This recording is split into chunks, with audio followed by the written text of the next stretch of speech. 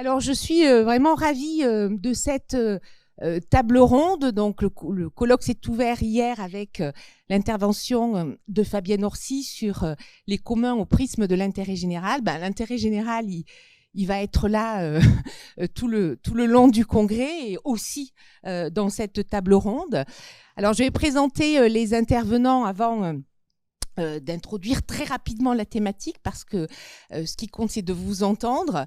Alors, donc, je suis ravie d'accueillir Judith Rochefeld, juriste à l'école de droit de la Sorbonne.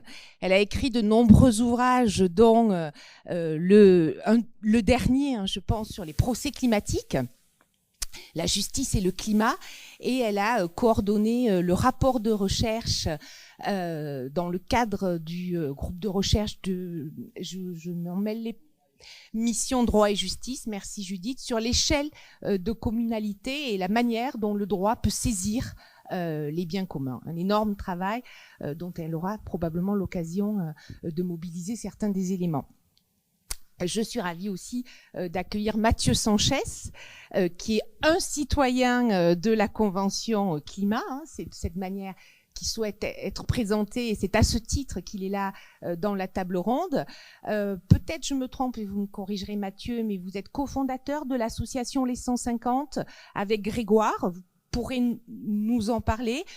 Donc Grégoire Frati qui s'excuse, qui est souffrant, donc comme je disais à Mathieu, 2 citoyens valent mieux qu'un, puisque grâce à ça, on a la représentation de la Convention.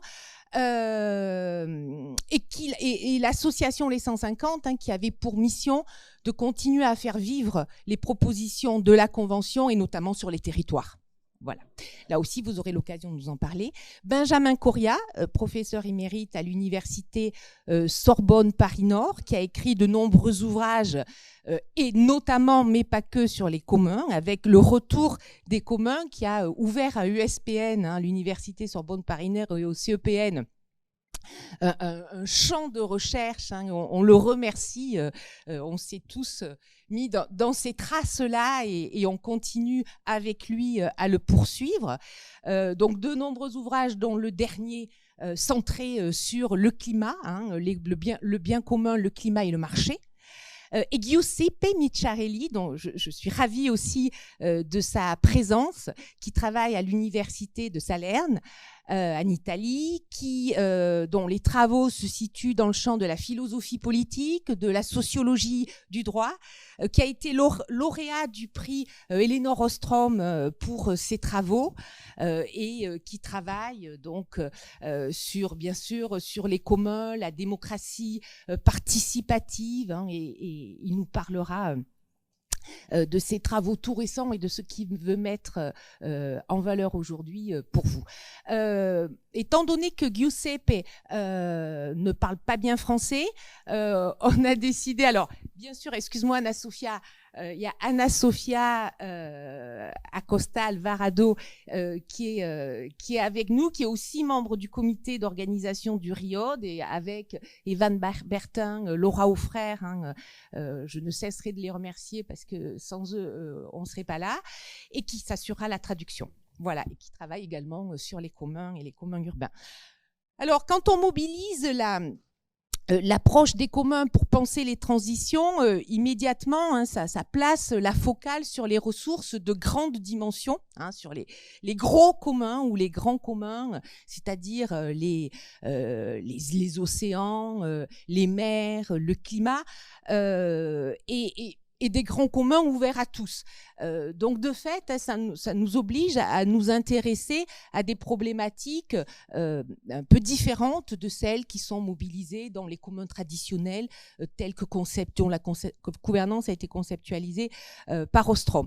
Donc c'était là-dessus qu'il nous semblait important de vous entendre, et la première question que j'ai envie de vous poser, c'est comment, depuis vos actions, depuis vos travaux, se pose cette question de l'échelle des communs, et cette question de l'échelle des communs pose immédiatement avec elle la question de la gouvernance de ce qu'on appelle les grands communs. Donc Benjamin Coria. Voilà, bon, je vais essayer de respecter les consignes concernant le micro, parce que voilà, elles sont très précises. Bon, d'abord, merci pour cette invitation. Je suis très content d'être ici et surtout, je me réjouis que ce thème des communs prenne de l'ampleur, voilà, et qu'il soit au centre d'un congrès comme celui de Riod, qui, comme chacun sait, est très important. Bon. Alors, pour répondre directement à ta question, donc la question des communs et de l'échelle des communs, puisque la grande question, c'est l'échelle des communs. Alors, plusieurs choses. Puisque je suis le premier à parler, je vais essayer d'en profiter pour caler des choses par rapport à Ostrom, mais en même temps des choses que je partage, bien sûr. Voilà. Donc, c'est ma lecture d'Ostrom, mais je pense que c'est vraiment Ostrom elle-même. Alors, première chose à dire, c'est qu'on a souvent dit, y compris un prix Nobel, que Ostrom ne s'intéressait qu'aux petits communs. C'est absolument scandaleux de dire ça. Le gros des travaux d'Ostrom, notamment au départ, a bien porté sur les petits communs, mais avant même de travailler sur les communs, elle a travaillé sur les questions de l'eau, sur les questions des services publics, et elle a fini avec un ouvrage, un gros article, qui est pratiquement un ouvrage, sur le climat comme commun. Donc, je veux dire, la question de échelle, elle est présente chez Ostrom sans arrêt. Et quand on lit Ostrom, on voit bien que sans arrêt, elle parle de l'échelle des communs comme un problème des communs, parce que effectivement, quand ils sont petits, ça va tout seul. Quand ils sont grands, c'est plus compliqué. Mais elle n'a jamais ignoré ce problème-là. Et on va voir même qu'elle y a apporté une série de réponses. Deuxième chose que je voudrais dire, c'est que le petit commun, quand on parle du grand commun, ne doit pas être méprisé, parce que ce qu'on apprend de la gouvernance des petits communs va être extrêmement utile pour les grands communs. Je vais y revenir dans une seconde. Et c'est mon troisième point.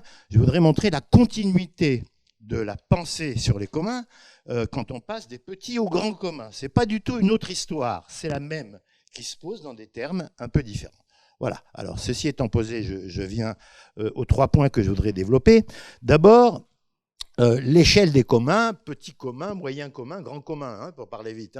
Alors, petit commun, tout le monde connaît, je ne vais pas insister, voilà, la pêcherie, machin, etc. Bien, c'est une ressource, un bien, autour duquel est une communauté avec des droits et des obligations, les bundle of rights, sur lesquels Fabienne a insisté hier et plus généralement dans ses travaux, et une gouvernance qui fait respecter les choses.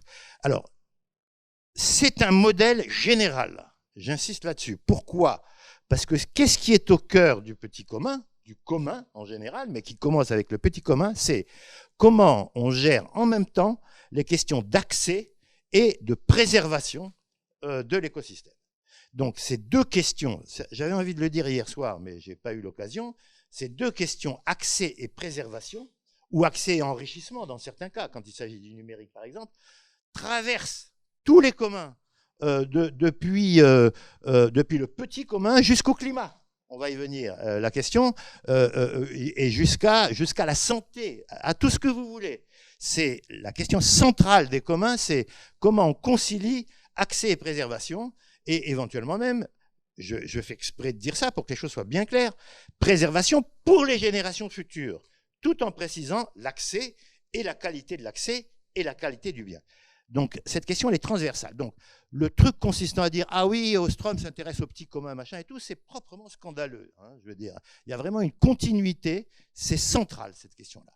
Deuxièmement, si on passe à des communs de plus grande dimension, je vais faire un tout petit détour parce qu'on en a très très peu parlé. Bon, hier, Fabienne, un tout petit peu. C'est ce qu'on appelle les Open Commons. Alors, les Open Commons, c'est beaucoup moins connu. C'est plutôt les contributions de Rose et Benkler. Alors, c'est quoi les Open Commons ? C'est des communs qui ne sont pas gérés par des petites communautés, qui ne sont pas community-based et qui sont gérés par de la réglementation publique. À la limite, enfin, il faudra en parler avec des juristes, mais c'est ce qui est le plus près de la chose commune dans notre droit français à nous. Donc, c'est des choses... Alors, pour Rose et Benkler, c'est les canaux, les voies de circulation, voire même le réseau hertzien lorsqu'il n'a pas été privatisé. J'insiste énormément là-dessus. Voilà. Et donc là, on est déjà dans des communs de grande échelle, et qui concernent des communautés. Alors, je pense que je dirais diffuse, en tout cas non précisée, hein, non déterminée. Hein, ça concerne le public le plus large. Mais, et j'insiste énormément sur ce point, Rose et Benclair sont extrêmement clairs, ces communs ne sont communs que pour autant que la réglementation vérifie à ce qu'il n'y ait pas d'asymétrie entre les usagers et qu'ils ne subissent aucune discrimination. Bon, je vais donner un exemple extrêmement concret hein, des open commons. Les trottoirs. Lorsqu'on a eu les mobylettes électriques ont envahi les trottoirs. Et il a fallu de la réglementation pour protéger l'equal access et la qualité de la ressource. Bien. Et maintenant, on en est presque au point où on veut interdire carrément les mobylettes. Donc, je veux dire, voilà, ça c'est un deuxième. Et vous voyez que c'est toujours le même problème. Hein, c'est accès, préservation de la ressource. Après, alors on a la question des grands communs, etc. Alors là, il y a quelque chose à voir entre Rodota et Ostrom. Fabienne a commencé à faire ce rapprochement. Je pense qu'on a encore beaucoup de travail là-dessus. Hein, et je remercie Fabienne parce qu'elle a ouvert des choses qui sont extrêmement utiles. Bon, alors là, la réponse n'est pas identique. Mais je pense que c'est complémentaire. Rodota dit on peut transformer des choses fondamentales pour le développement de la personne, hein, en gros c'est ça, hein, en commun grâce à de la réglementation d'un côté, et ça évidemment Giuseppe l'expliquera encore mieux que moi, en respectant les usi civici, c'est-à-dire en respectant et en introduisant le droit des citoyens à la gouvernance de ces biens. Hein, ils ne sont communs que s'il y a une participation citoyenne à la gouvernance. Ça ne peut pas être que de la réglementation. En ce sens, ils se distinguent des open commons. Bien. Donc ça, Rodota dit ça.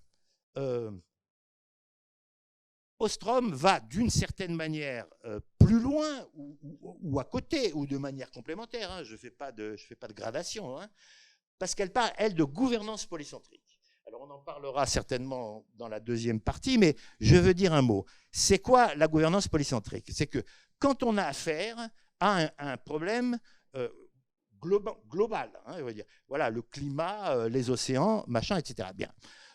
Qu'est-ce qu'elle dit? Elle dit, si on pouvait avoir de la réglementation, une COP géniale hein, qui fait une réglementation, une police, pourquoi pas? Pourquoi pas? Mais on ne l'aura jamais. Donc, il faut, à côté de la réglementation, et tout en poussant la réglementation, il faut que les communautés de base, que les communautés citoyennes s'emparent de la question et qu'on organise une gouvernance polycentrique. Alors, la gouvernance polycentrique, c'est une chose un peu compliquée. Je vais le dire très vite, c'est trois choses.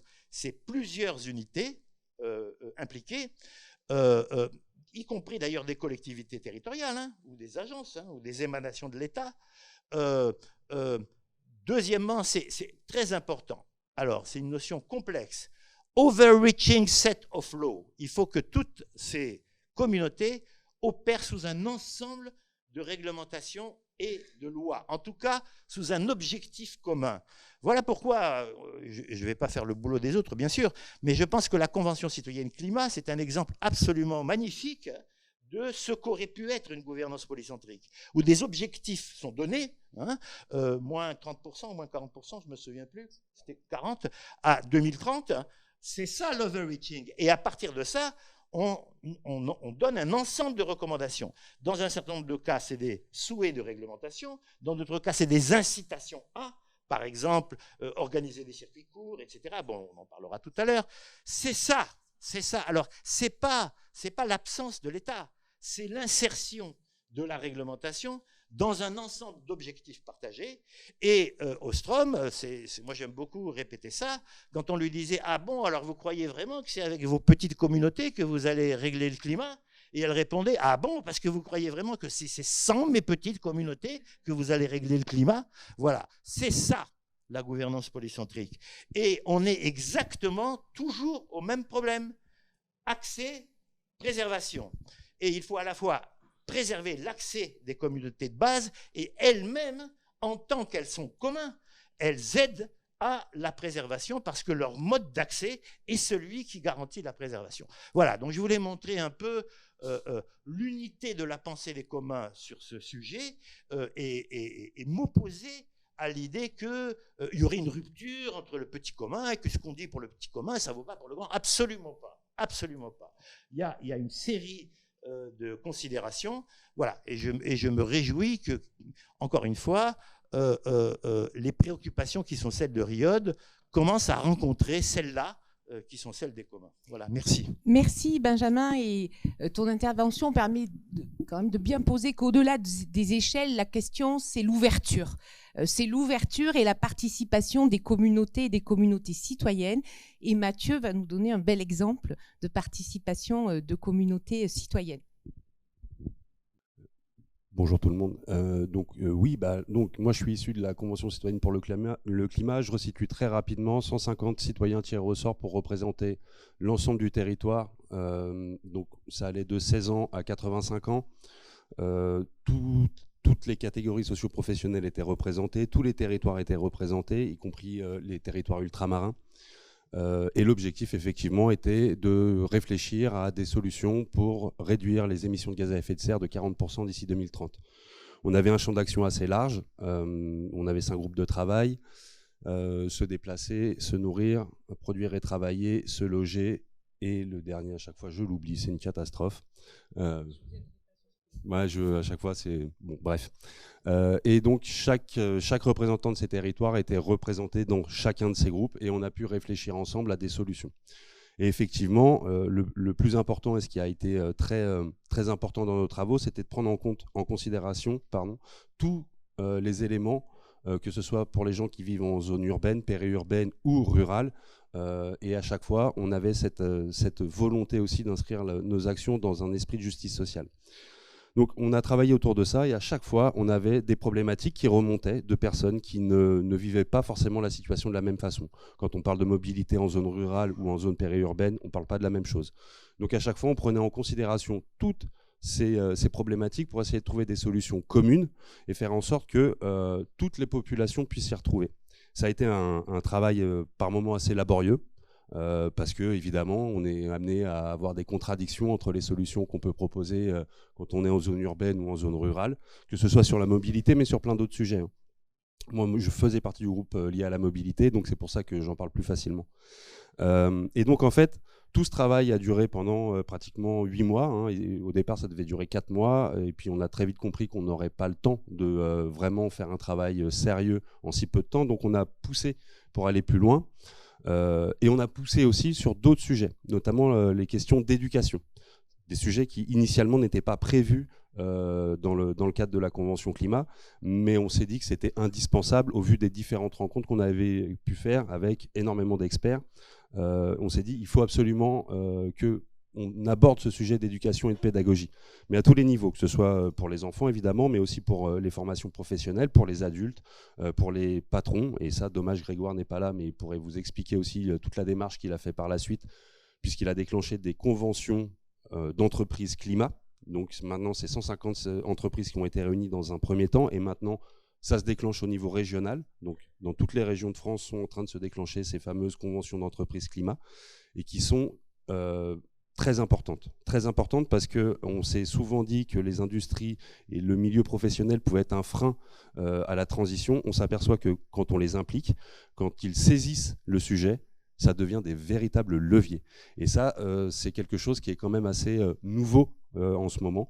Il y a évidemment des entreprises qui étaient déjà concernées, mais là on parle d'entreprises qui, Renault Truck, Caterpillar France, Heineken France, entre autres, on parle d'entreprises qui ont un impact assez fort quand même sur le dérèglement climatique, et voir ces entreprises se saisir du sujet, et récemment le patron de Renault Truck annonçait que son objectif allait être de vendre moins de camions neufs, je pense que c'est pas mal quand même. Donc voilà l'intérêt aussi de faire de la pédagogie à partir de choses très simples. Ça peut être des fresques du climat. En l'occurrence, les chefs d'entreprise ont été sensibilisés dans un premier temps avec des fresques du climat, puis par la suite avec des interventions de scientifiques. tout comme nous à la Convention Climat, on a eu la chance d'écouter Valérie Masson-Delmotte, qui a une facilité à simplifier son discours et à le rendre audible auprès de tout le monde. Et ça a été pour tout le monde, hein, les 150 citoyens présents, une véritable claque. Et à partir de là, on a décidé de développer cet axe de pédagogie et de sensibilisation. Donc tous ces travaux nous ont amenés à faire 149 propositions qui ont été remises au président et qui ont été un peu mis de côté, on ne va pas se mentir. Alors, c'est un peu en train d'être utilisé comme un catalogue de ressources quand ça va pas. Donc là, on a vu passer une dizaine de propositions qui sont revenues un petit peu sur le tapis. Il n'y a pas très longtemps, Elisabeth Borne, au moment où ça commence à devenir compliqué à la pompe à essence, estimait que finalement le 110 km/h sur autoroute, c'était peut-être pas si mal. Bon, ça y est, on peut remettre de l'essence dans sa voiture. Finalement, on s'en fiche un peu. Donc voilà, on est un peu sur une géométrie variable. Et en l'occurrence, nos propositions sont toujours à disposition et on voit bien que de temps en temps, on s'y réfère pour sortir une mesure ou deux et essayer de se faufiler. Donc il y a une histoire aussi d'acceptation. Voilà. Et l'acceptation, mais on y reviendra plus tard. Merci Mathieu. Judith, la participation citoyenne aussi, vous l'avez observé dans le cadre des procès climatiques ?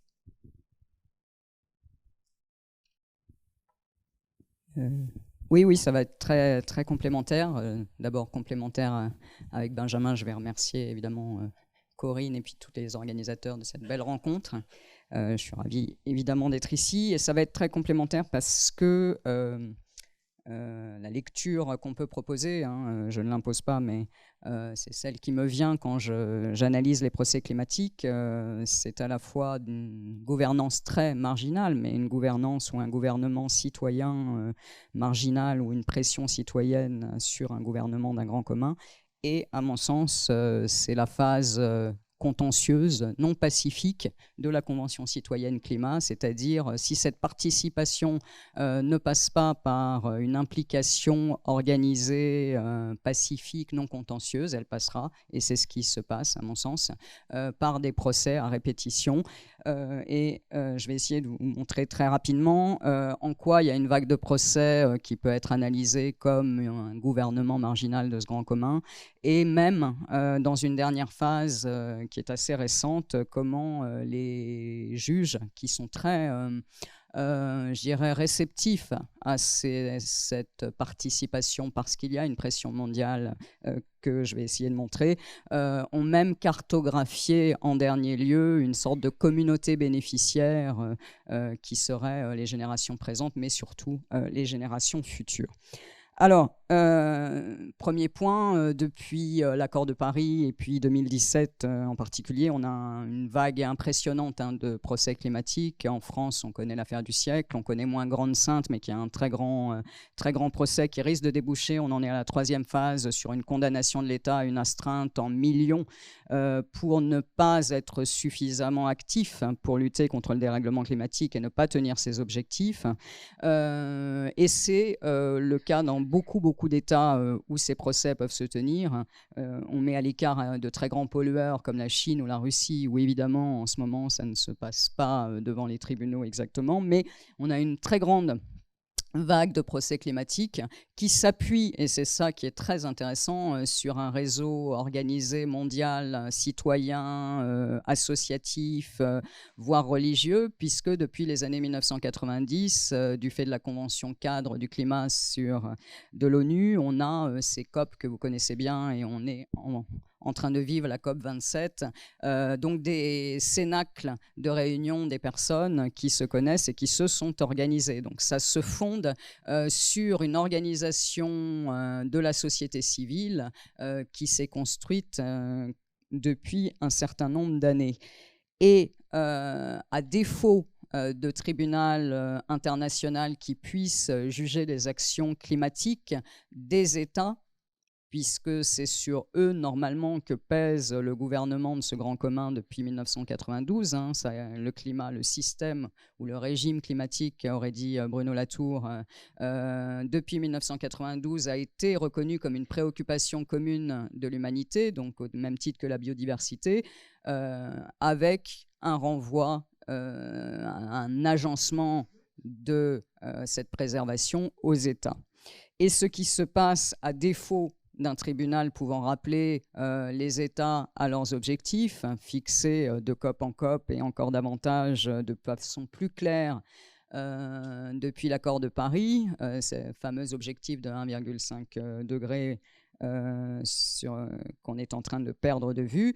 À défaut d'un tribunal international, que se passe-t-il? Il se passe une reterritorialisation du global, encore une fois, c'est l'expression de Bruno Latour. Donc les fameuses communautés de base polycentriques, c'est-à-dire l'idée que chaque société civile nationale saisit son juge pour acculer son gouvernement, voire ses entreprises, ces grandes carbon majors, Total pour nous, pour ne pas la citer, mais d'autres, Shell aux Pays-Bas en a fait les frais, avec cette idée que cette communauté de base fait pression sur son gouvernement ou sur sa carbon majors pour qu'elle soit efficace dans sa lutte contre le dérèglement climatique et tienne ses objectifs, objectifs de l'accord de Paris, passés dans les textes nationaux. Donc on a une pression nationale, c'est une sorte d'élaboration du droit bottom-up qui est très particulière. On a une pression nationale sur chacune des juridictions, une participation de la société civile auprès de chacune des juridictions nationales, avec, et c'est ça qui est intéressant, des argumentations qui sont construites à une échelle mondiale, qui circulent en 10 minutes dès qu'une grande décision a été prise devant une juridiction qui condamne l'État, et la première à l'avoir fait, à enjoindre un État de tenir ses engagements, c'est la décision Urgenda en 2019 aux Pays-Bas. Et à partir de cette décision, les arguments ont circulé à une vitesse accélérée. La société civile de chaque pays s'en empare, utilise les mêmes arguments et les juges, et notre Conseil d'État l'a absolument reconnu, les juges se sentent sous une pression mondiale de gouvernements citoyens. Et en conséquence, on a affaire à des reconnaissances de l'inaction climatique des gouvernements. On attend de voir ce que ça donnera pour Total, mais Shell a été également enjointe de tenir des engagements climatiques au même titre qu'un État aux Pays-Bas en 2021.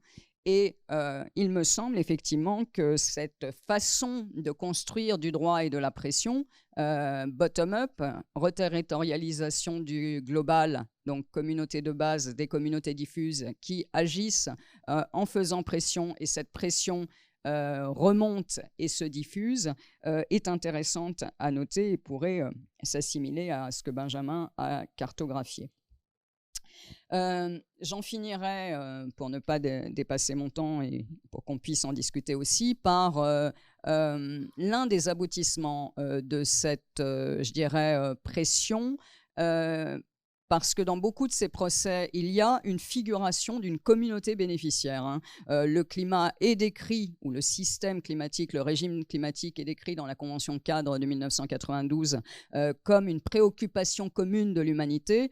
On sait bien que l'humanité ne s'est pas figurée en justice, que ses intérêts n'ont pas été défendus, que ça n'est pas un consensus. On le voit à la COP27 où, comme d'habitude, mais peut-être plus que d'habitude, il y a un dissensus total entre les pays dits du Nord et les pays du Sud, ceux qui ont la dette historique et qui ont bénéficié des émissions et ceux qui veulent se développer, ou disent, si vous voulez qu'on laisse les fossiles dans la terre, indemnisez-nous pour un développement que nous ne ferons pas, en plus de nous payer pour l'adaptation que nous subissons du fait de vos émissions.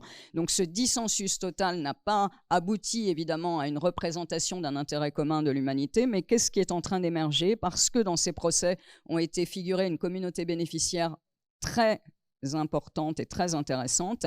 On a mis beaucoup dans les premiers procès, notamment états-uniens, la figure des enfants, la figure des générations présentes et jeunes, et puis même des représentants des générations futures. Et qu'est-ce qui est en train d'arriver en justice et qui a été admis par la Cour constitutionnelle allemande le 24 mars 2021 dans un arrêt absolument révolutionnaire?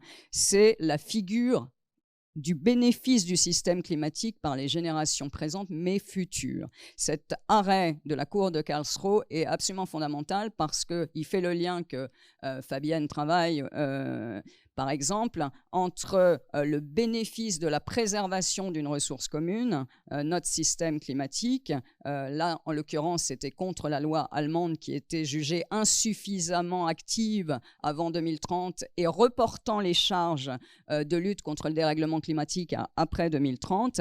Que dit la Cour constitutionnelle allemande ? Elle dit la chose suivante, la charge du risque est déséquilibrée sur les générations futures, donc il y a une appréciation dans la communauté bénéficiaire des charges de lutte contre le dérèglement climatique. Cette communauté bénéficiaire, les générations futures, ne doit pas être condamnée à vivre, et c'est son expression, dans une austérité radicale. La préservation, c'est pour elle, et donc le gouvernement allemand doit revoir sa copie parce que il a un devoir de protection de ces générations, de cette communauté bénéficiaire, ce qui est un peu ambigu parce que ceux qui saisissaient la Cour constitutionnelle, c'était beaucoup les générations présentes jeunes, qui figurent les générations futures. On sait que les risques existent déjà et que ce n'est pas que les générations futures, mais ce par quoi je voulais finir, c'est que on a cette figuration d'une génération globale, qui a des droits, elle n'est pas un sujet de droit, mais qui a au moins le bénéfice d'un devoir de protection et pour laquelle on accepte aujourd'hui de revoir les droits fondamentaux qui seraient tous anéantis si le système climatique ne fonctionnait pas. Donc il y a une lecture intergénérationnelle et de la charge et des droits fondamentaux qui est absolument fondamentale, sachant que cette Cour constitutionnelle allemande est un modèle d'interprétation des droits fondamentaux. Donc on a à la fois, à mon sens, des communautés diffuses, une pression mondiale et une organisation polycentrique, et puis désormais la figuration d'une sorte de communauté bénéficiaire qu'on saisit comme les générations futures. On peut en discuter sur son exactitude, mais c'est intéressant de le noter, de voir sur quoi ça a débouché. Merci beaucoup, Judith. Dans cette articulation des échelles qui pointe dans tous vos propos, se pose quand même la question de rapprochement avec des acteurs, notamment l'acteur public. Alors, vous parliez de territoire et l'acteur public territorial, très probablement.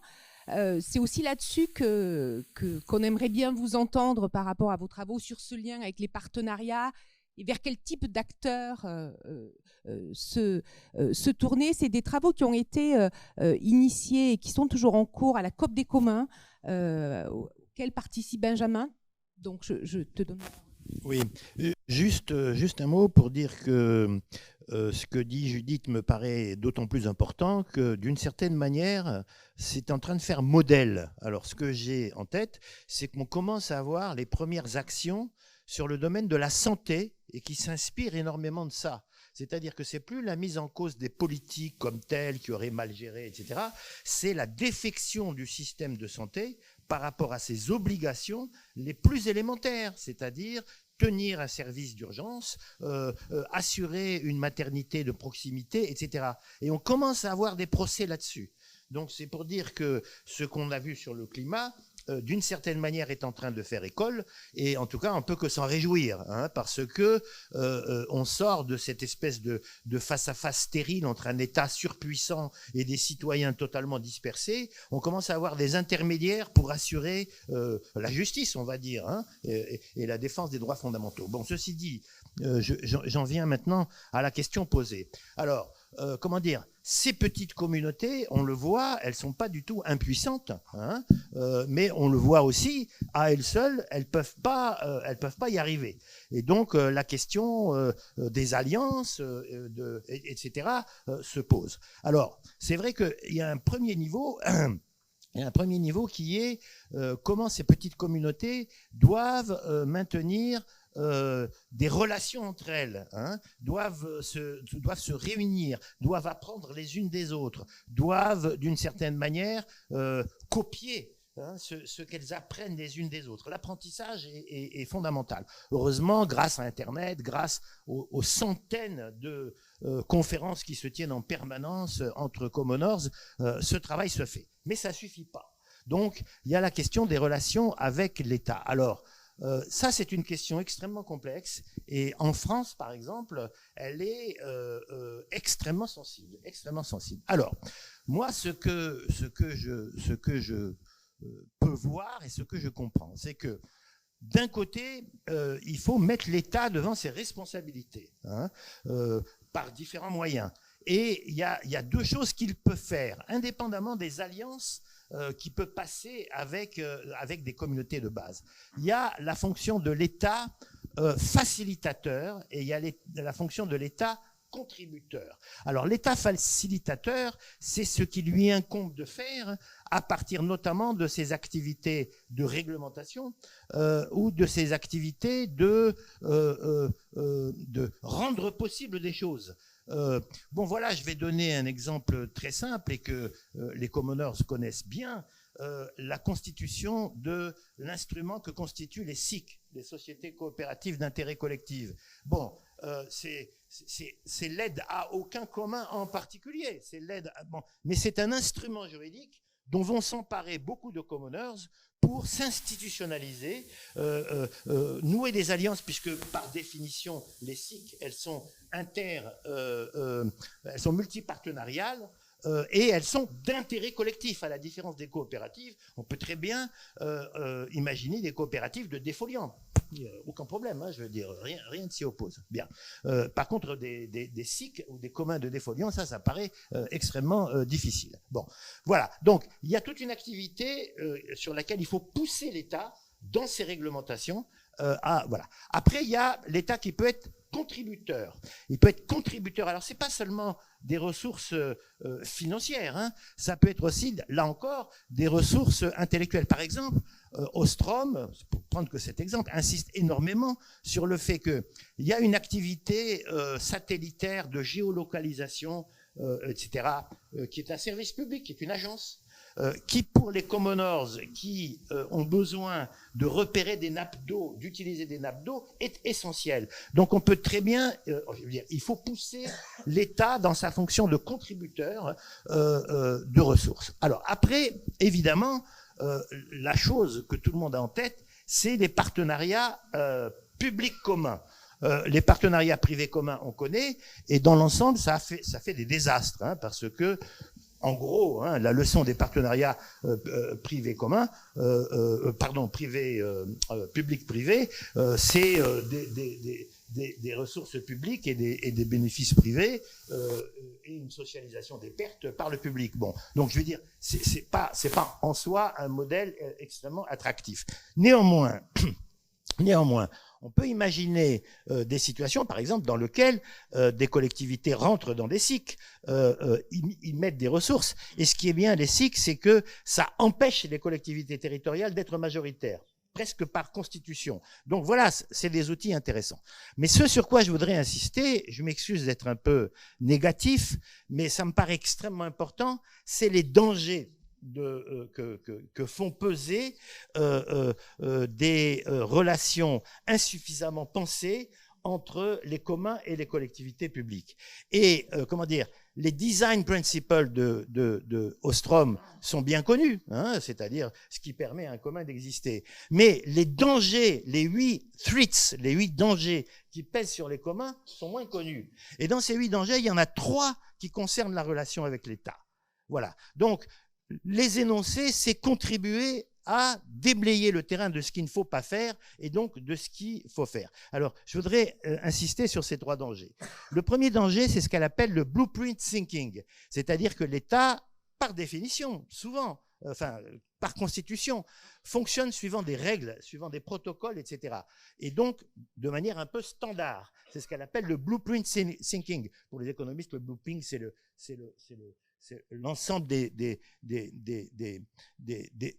normes. Bon, cette manière de fonctionner dans une relation avec l'État qui impose des normes corrompt le commun, pour lequel les solutions ne peuvent être que spécifiques, dédiées. Donc se soumettre à des règles, si l'État les impose, qui sont absolument générales, risque largement de détourner le commun de ses activités. Le deuxième danger, d'une certaine manière beaucoup plus grave, c'est la capture et ce que Ostrom appelle d'un mot extrêmement fort, la corruption. Alors, ce n'est pas la corruption parce qu'on vous achète, etc. C'est simplement le fait que lorsque l'État fonctionne par appel d'offres, je vais pas vis-à-vis des communs, hein, l'appel à commun de l'ADEME, hein, j'aime beaucoup les gens de l'ADEME, mais il faut quand même dire les choses comme elles sont, l'appel en commun de l'ADEME, l'appel à la fabrique des territoires de France Tiers-Lieu, etc. Bien, c'est quoi ça? C'est détourner le commun des besoins du territoire pour se soumettre à des normes qui sont celles de l'appel d'offres et à des objectifs qui sont celles de la politique publique. Alors, je ne vais pas refaire toute l'histoire, mais aujourd'hui, où la politique publique est ce qu'elle est, c'est-à-dire pour l'essentiel néolibérale, où le fondateur de France Tiers-Lieu explique dans un rapport rendu public qu'il est temps de porter le fer de lance de la Startup Nation dans les territoires et que sur cette base, on lance des appels d'offres et que des communs y répondent, eh ben, excusez-moi, ça me pose un très sérieux problème. Ça me pose un très sérieux problème et il est intéressant de noter que Ostrom l'a indiqué depuis le début, que c'est surtout ce qu'il ne faut pas faire. Et enfin, on a aussi des choses. Je ne sais pas s'il y a des gens de Grenoble ici. Moi j'ai beaucoup de sympathie pour la municipalité de Grenoble, etc. Bien, mais bon, dans sa relation avec les communs, elle vient d'édicter un espèce de contrat type pour les commoners qui s'intitule contrat de collaborateur collaborateur occasionnel du service public. C'est ça le partenariat public commun. Franchement, non, il y a des vrais problèmes. Hein, vous comprenez pourquoi je mets les pieds dans le plat, y compris compte tenu de la sympathie que j'ai pour ce que Grenoble essaye de faire, que ça soit bien clair. Bien. Enfin, troisième point et troisième danger qui est pas nul, qui est lorsque l'État se décharge de ses responsabilités et les transfère sur les communs au prix d'une grande démagogie sans donner du tout les moyens. Alors, on a beaucoup de cas. Par exemple, en Colombie, c'est un cas bien connu. Ce sont des coopératives d'eau qui assurent la distribution de l'eau. Mais l'État s'est déchargé de gérer les nappes phréatiques et d'assurer la distribution dans les grandes réserves d'eau. Et donc, du coup, la distribution de l'eau par les communs, elle subit un certain nombre de problèmes. Donc, et on a eu ça de la part de Cameron, par exemple, qui a voulu, supprimer d'une certaine manière le service public de l'école et dire ça revient au commun. Ah bah oui, ça revient au commun. Et quand vous êtes dans le 16e arrondissement et quand vous êtes à Aubervilliers, vous allez faire quoi comme école? C'est quoi l'égalité des citoyens? Bon, voilà. Donc, je vais dire, oui au partenariat public commun, oui à mettre l'État devant ses responsabilités. On retrouve d'ailleurs une partie des thèmes abordés par Judith, mais on est un peu à une croisée des chemins. La France est un des pays, notamment à travers France Tiers-Lieu, est un des pays dans lequel on commence à avoir une politique publique organisée, structurée, pour prendre le contrôle des communs et organiser l'enclosure pour faciliter leur marchandisation. Donc, oui à ces partenariats, bien sûr, mais vraiment, soyons vigilants. Merci Benjamin, parce que le risque que tu soulèves, il peut être quand même renseigné aussi à plusieurs acteurs ici de l'économie sociale et solidaire. Je pense que l'histoire de l'économie sociale et solidaire permet aussi de renseigner ce type de risque. Sur la question de la préservation, parce que c'est de ça dont il s'agit, hein, de la dynamique délibérative des communs, et comment, quand on fait rentrer l'acteur public et des formes de standardisation, qu'elles soient publiques ou privées, ces dynamiques délibératives peuvent être mises à mal. Sur ces risques-là, ou au contraire les opportunités que vous avez eues, Mathieu, sur les territoires, vous pouvez nous en dire quelques mots ? Oui, alors c'est vrai, suite à la Convention climat, il y a énormément d'initiatives qui ont été lancées à échelle locale. Rapidement comme ça, il y a eu des conventions climat à Rouen, en Occitanie, du côté de Nantes, à Grenoble. Une collègue d'ailleurs a travaillé là-bas. Et une autre ici, pas loin d'ici en tout cas, à Est Ensemble, en Seine-Saint-Denis, une communauté d'agglomération de 450 000 habitants, 40% qui vit en dessous du seuil de pauvreté, et non, pardon, excusez-moi, 40% qui vit dans les quartiers populaires et 20% qui vit en dessous du seuil de pauvreté. Et ils m'ont demandé de participer, de suivre leurs travaux en tant que garant cette fois-ci.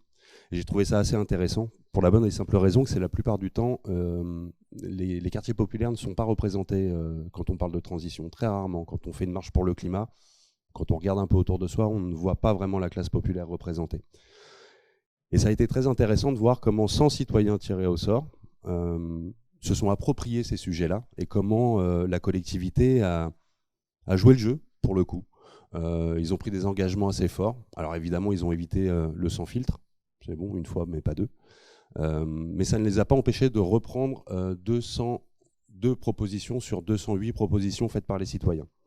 Et ce qui est assez intéressant, c'est que ces citoyens se sont projetés sur cette transition dans un premier temps très clairement. Sur les 100 citoyens, on en avait 90, 92 qui étaient complètement déconnectés de ces enjeux de transition. Complètement. Et puis on a fait une fresque du climat, ils ont pu rencontrer quelques acteurs locaux de la collectivité qui ont à ce moment-là posé un petit peu le cadre, et les citoyens ont eu toute une évolution pendant cette convention. La première réaction, c'était de se dire, moi, à titre personnel, qu'est-ce que je peux faire pour améliorer ma situation et avoir des gestes un peu plus vertueux. Puis ensuite, ils se sont projetés à l'échelle de leur ville. Et ensuite, ils se sont projetés à l'échelle de la communauté d'agglo, et ensuite du département et de la région. On ne les arrêtait plus à la fin, ils voulaient interpeller les ministres. Mais ce qui est très intéressant, c'est que ces citoyens qui étaient très éloignés de ces enjeux ont finalement, on est à 95% à peu près de propositions communes avec celles qu'on avait pu proposer pour un territoire équivalent. Donc zone périurbaine, très dense, dans un cadre de justice sociale. Donc nous, moi ça m'a confirmé l'idée qu'on ne s'était pas planté par rapport aux travaux qu'on avait proposés et qu'on avait défendus. Et ça permet aussi de s'apercevoir qu'il faut donner justement le pouvoir aux collectivités locales pour s'approprier des mesures qui seraient descendantes. C'est-à-dire qu'il y a évidemment des ajustements qui ont été faits par rapport à leur territoire, par rapport aux propositions qu'on avait pu faire. Et ce qui est intéressant, c'est de voir comment maintenant ces citoyens sont engagés. C'est-à-dire que là, les travaux sont finis depuis quelques mois maintenant. Certains sont toujours engagés et vont participer à la gestion de la régie de l'eau du territoire. Ils sont en train de travailler sur la création d'une cité du climat, qui sera justement un point d'ancrage de toutes les initiatives d'entreprises, les initiatives locales, associatives, et ça sera un lieu aussi de pédagogie pour les différentes écoles, qui va concerner les 9 villes du territoire. Et donc, voir comment des citoyens qui sont au départ très éloignés de ces enjeux de transition, mais aussi des enjeux démocratiques, la plupart ne savaient pas spécialement à quoi pouvait servir une communauté d'agglo, ne savaient pas que c'était le maire de Montreuil, en l'occurrence, qui était le président. Ils ont découvert un petit peu les rouages. Ils se sont aperçus que, oui, dans une ville, la voirie n'est pas gérée uniquement par la ville, que des routes départementales, il faut interpeller le département, que quand on parle de transport en commun, il faut aller chercher la région. Et donc, ils se sont aperçus un petit peu de toutes ces enjeux-là, et ils se sont aussi aperçus de la difficulté que c'est d'être un élu. Parce que très souvent, on a des citoyens qui sont dans un peu le yaka faucon, pourquoi ils font pas ça les élus. Mais quand on doit prendre une décision, assumer une décision et savoir qu'on va faire des gens qui ne vont pas être contents, comment on accompagne cette décision. Et donc ça a été un levier qui a permis justement de finir ces travaux en co-construction avec la collectivité. Et ce qui a été très intéressant, c'est que les agents de la collectivité ont fait des retours pendant les travaux des citoyens pour leur remettre un petit peu, non pas de l'ordre ou les diriger, mais rappeler certains enjeux pour qu'ils puissent ajuster leurs travaux. Et ce qui a permis à la fin de valider 202 ou 203 propositions sur 208, ce qui est quand même assez impressionnant, ce qui évidemment souligne l'engagement de la collectivité, et qui plus est en plus de 9 villes, donc 9 élus avec des programmes différents, qui ont réussi à se mettre d'accord, donc déjà à faire consensus sur l'organisation de cette convention, et ensuite sur la réalisation des propositions des citoyens. Donc il y a des choses qui sont possibles de ce côté-là. Après, il y a aussi des initiatives que j'ai pu voir que j'ai refusé d'accompagner simplement parce qu'on n'était que sur des éléments de communication. Pas d'organisation, pas d'équipe d'animation, pas de spécialistes de la participation citoyenne qui pouvaient accompagner le process, pas de tirage au sort. ce qui veut dire que ce ne sont que des gens impliqués dans le milieu associatif ou d'autres milieux, mais qui sont déjà engagés, qui ne représentent pas forcément tout le territoire, qui participent aux travaux. Donc il y a un biais phénoménal, et là, effectivement, on est sur des outils de com. Donc c'est là où il faut faire très attention. Il y a participation citoyenne et participation citoyenne. Moi, je suis persuadé que si on offrait un cadre un peu plus sérieux autour de la participation citoyenne, avec des financements publics qui pourraient permettre justement le développement de cette participation citoyenne dans les meilleures conditions, on pourrait obtenir des résultats assez intéressants, et travailler entre l'échelle nationale et l'échelle locale, ça paraît indispensable. Ça paraît indispensable. Il faut absolument qu'on essaie de remonter là, et on en reviendra un peu plus tard, mais on travaille justement avec d'autres citoyens issus d'autres conventions sur cette mise en commun justement des solutions issues de la participation citoyenne. Merci Mathieu. Il n'y aura pas forcément de plus tard parce que le temps sera, mais au travers des questions, on pourra l'aborder. Judith, même question à partir de tes travaux. Moi, je voudrais peut-être ouvrir une autre porte, parce qu'on a beaucoup discuté des partenariats avec la puissance publique, et il y en a un autre partenariat, ou type de partenariat, on peut discuter du fait que ce soit un partenariat, mais qui est, je dirais, incité par certaines réglementations, qui est le partenariat avec des entreprises. Donc Corinne, je me permets de bifurquer un petit peu. J'espère que ça n'est pas hors sujet. Pourquoi ? Parce que, et là, je regarde Katia Mortin-Chenu, par exemple, ma collègue qui travaille aussi sur ces questions, ou Valentina Carbone. Mais on a, depuis 2007, une loi en France qui est en train de faire modèle en Europe, qui est la loi sur le devoir de vigilance. Ça peut paraître un peu éloigné de nos questions, mais elle soumet des très grandes entreprises, donc nos carbon majors, donc Casino, qui, par exemple, se trouve discuté sur son rôle dans la déforestation par ses importations en France. Elle soumet les très très grandes entreprises, 5000 salariés en France ou 10 000 à l'étranger, à l'élaboration d'un plan de vigilance. Et ce plan de vigilance est censé cartographier, identifier, hiérarchiser les risques que font courir toute l'activité de l'entreprise, mais également toute l'activité de sa chaîne d'influence, ses fournisseurs, ses sous-traitants, ses partenaires un peu établis. À l'étranger, dans des pays où la réglementation est moins regardante, des risques que font courir ces entreprises et leurs zones d'influence sur les droits humains et sur les écosystèmes. Jusque-là, vous me dites quel est le rapport avec nos sujets. En face de ces risques, les entreprises doivent élaborer et mettre en regard des mesures de vigilance raisonnables, donc tout un plan d'alerte, de suivi, de réponse aux risques qu'elles font courir. Et ce qui est intéressant, et c'est là où je rebifurque sur les partenariats possibles, dont je conclurai qu'ils ne sont pas encore à l'œuvre, mais qu'il va falloir un peu les pousser, c'est le fait que normalement cette cartographie des risques et surtout les procédures, l'élaboration du plan doit se faire en partenariat avec les parties prenantes. Et donc là, on voit un partenariat, à mon sens, tout à fait possible entre des parties prenantes, bien sûr, internes à l'entreprise. On a beaucoup de travaux actuellement de la part des juristes et d'autres sur l'alerte environnementale, salariale et syndicale, la transformation du droit du travail pour aller vers la défense de l'environnement, puisque les droits humains, ils les ont déjà en charge normalement, et la défense des grands écosystèmes.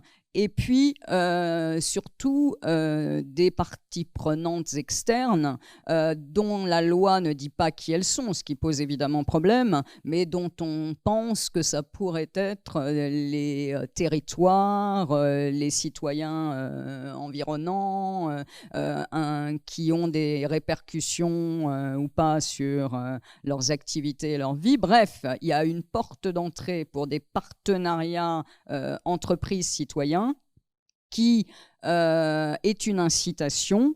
C'est un des regrets pour cette loi.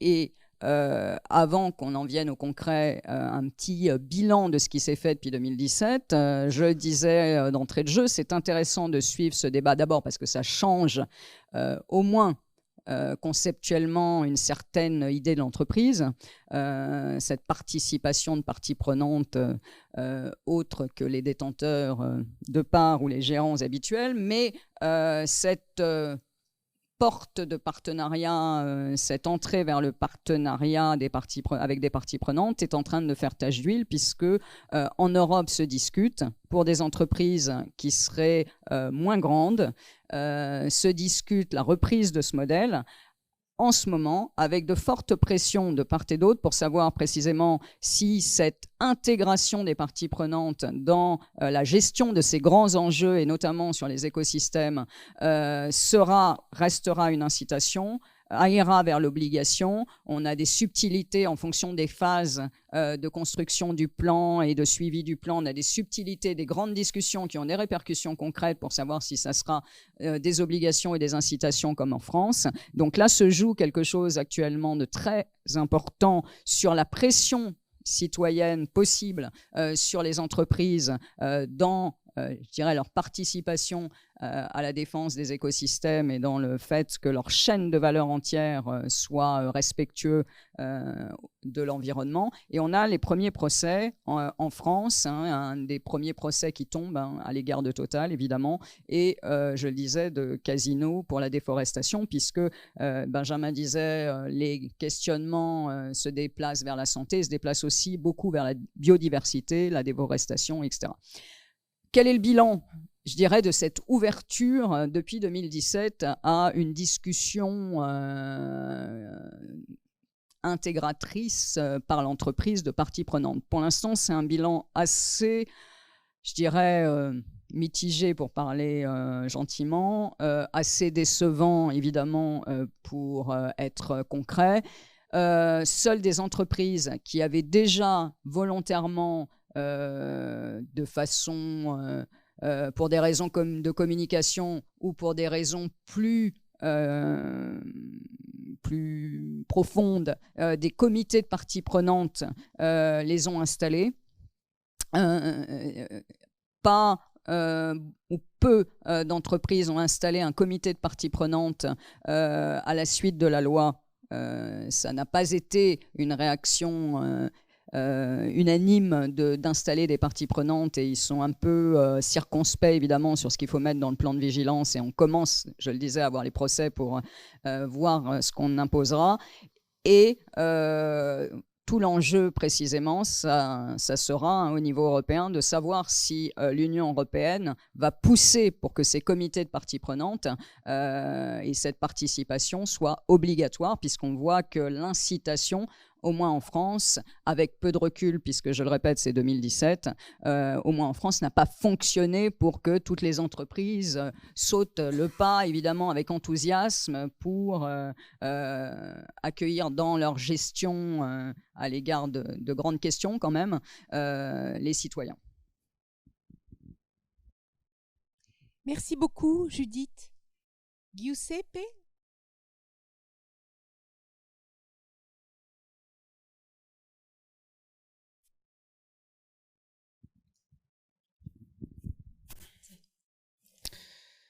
Okay, so thank you very much, and sorry for my language. I can only speak this horrible language.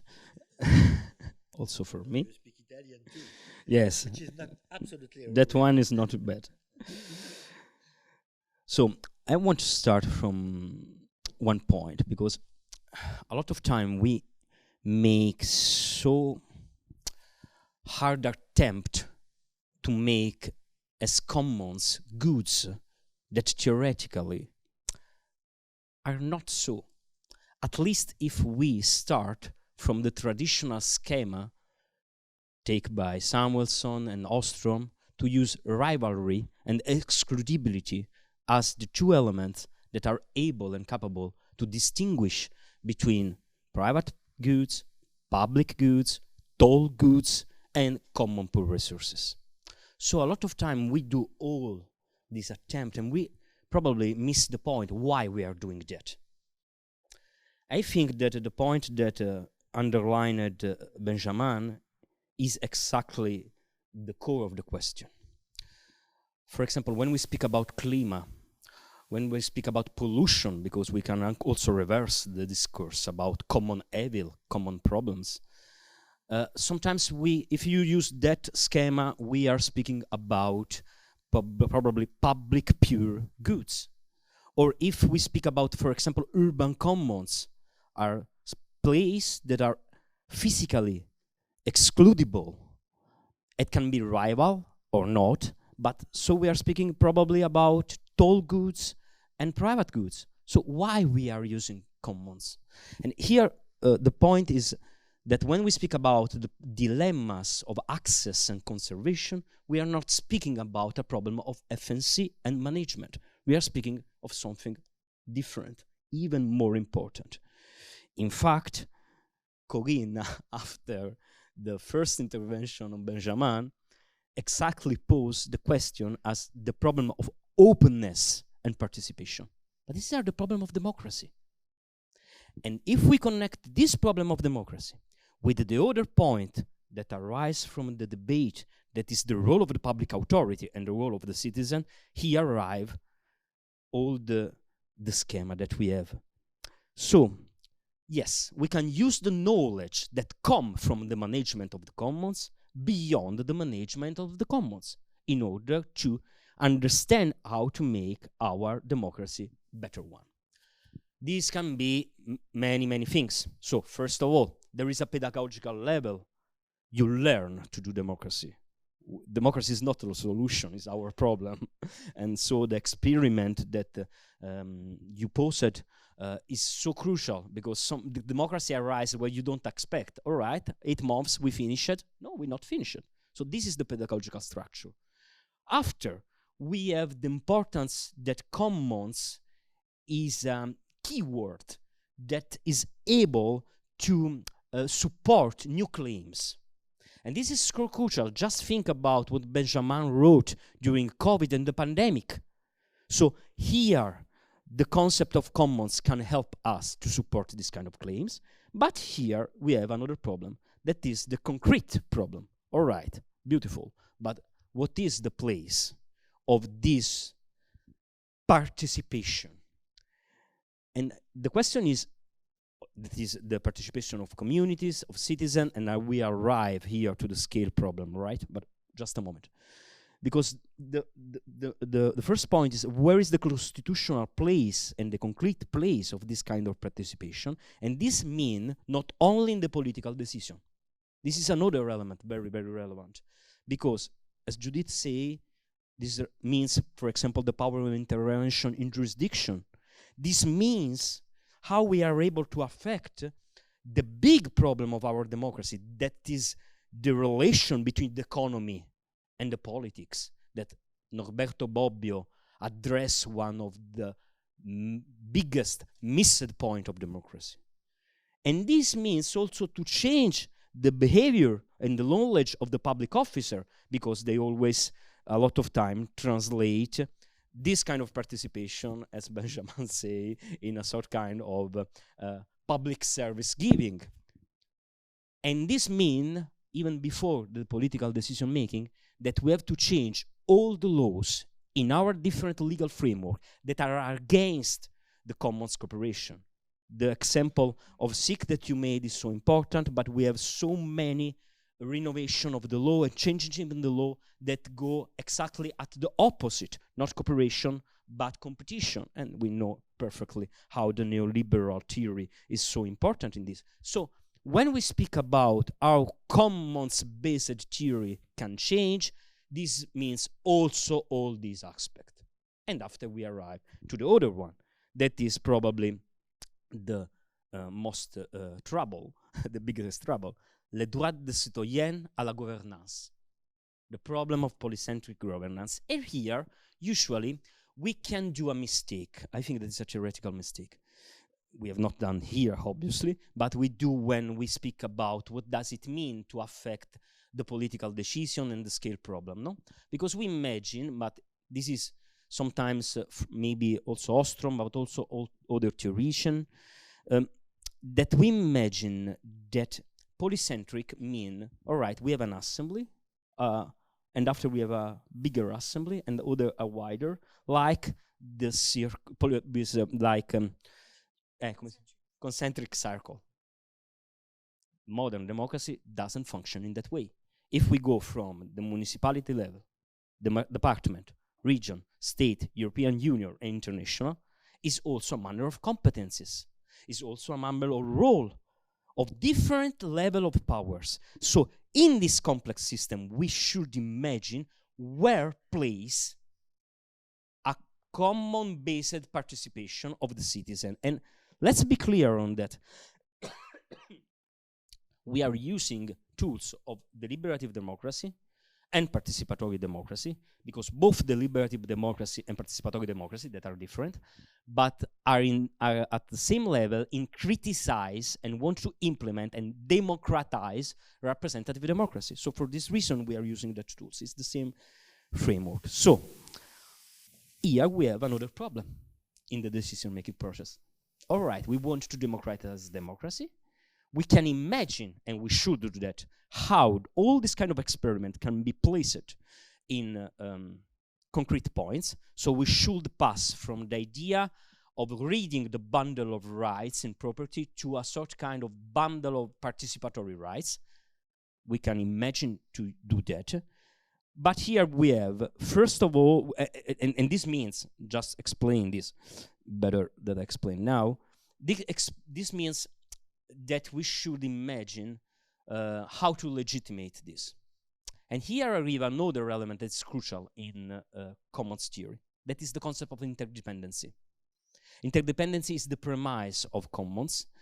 And here the point is that we should imagine a legitimation process based on territorial sovereignty and borders to concepts that are empowered by the idea of interdependency. This means that when one decision of a political authority affects you in a certain manner that is also wider from other people, then there arise right of decision that are different. This is another way to imagine, not from territory, but from interdependency. This is very crucial because when we speak about territorial sovereignty, we speak about the problem of the global commons.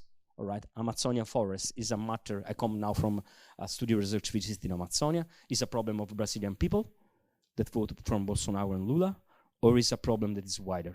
And it affects in the similar way a European citizen or also other citizens that are in other continents that are affected by the climate change even more.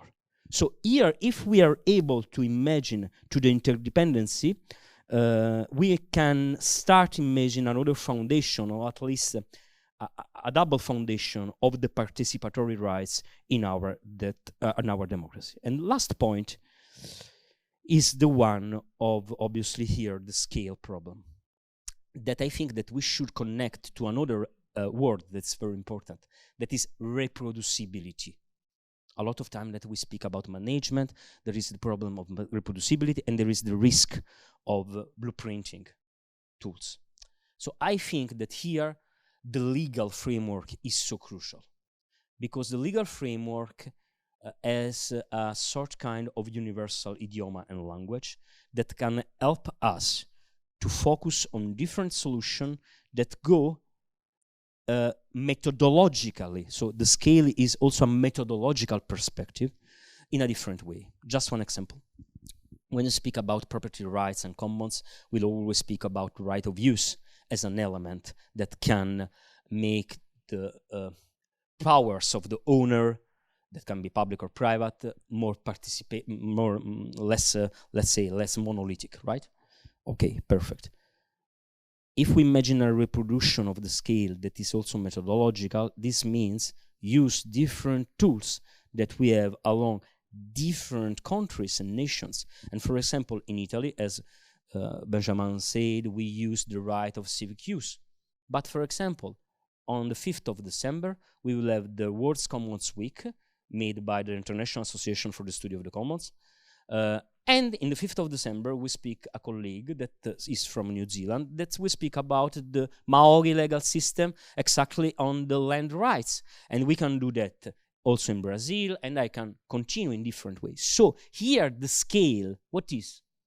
And if we use this kind of scale, we can also make the alliance that Benjamin were speaking about, that is our international transnational alliance, that can help us to imagine that these kind of tools that are of management and are tools that are rethinking the concept not only of private property, but also of the decision-making process are in different level of governance in different countries. Make an alliance with that is important because it's helping also us to imagine that what we are speaking about, obviously, are problems of different single resource, but these single resources are connected. And this is another element of interdependency. Merci beaucoup, Giuseppe.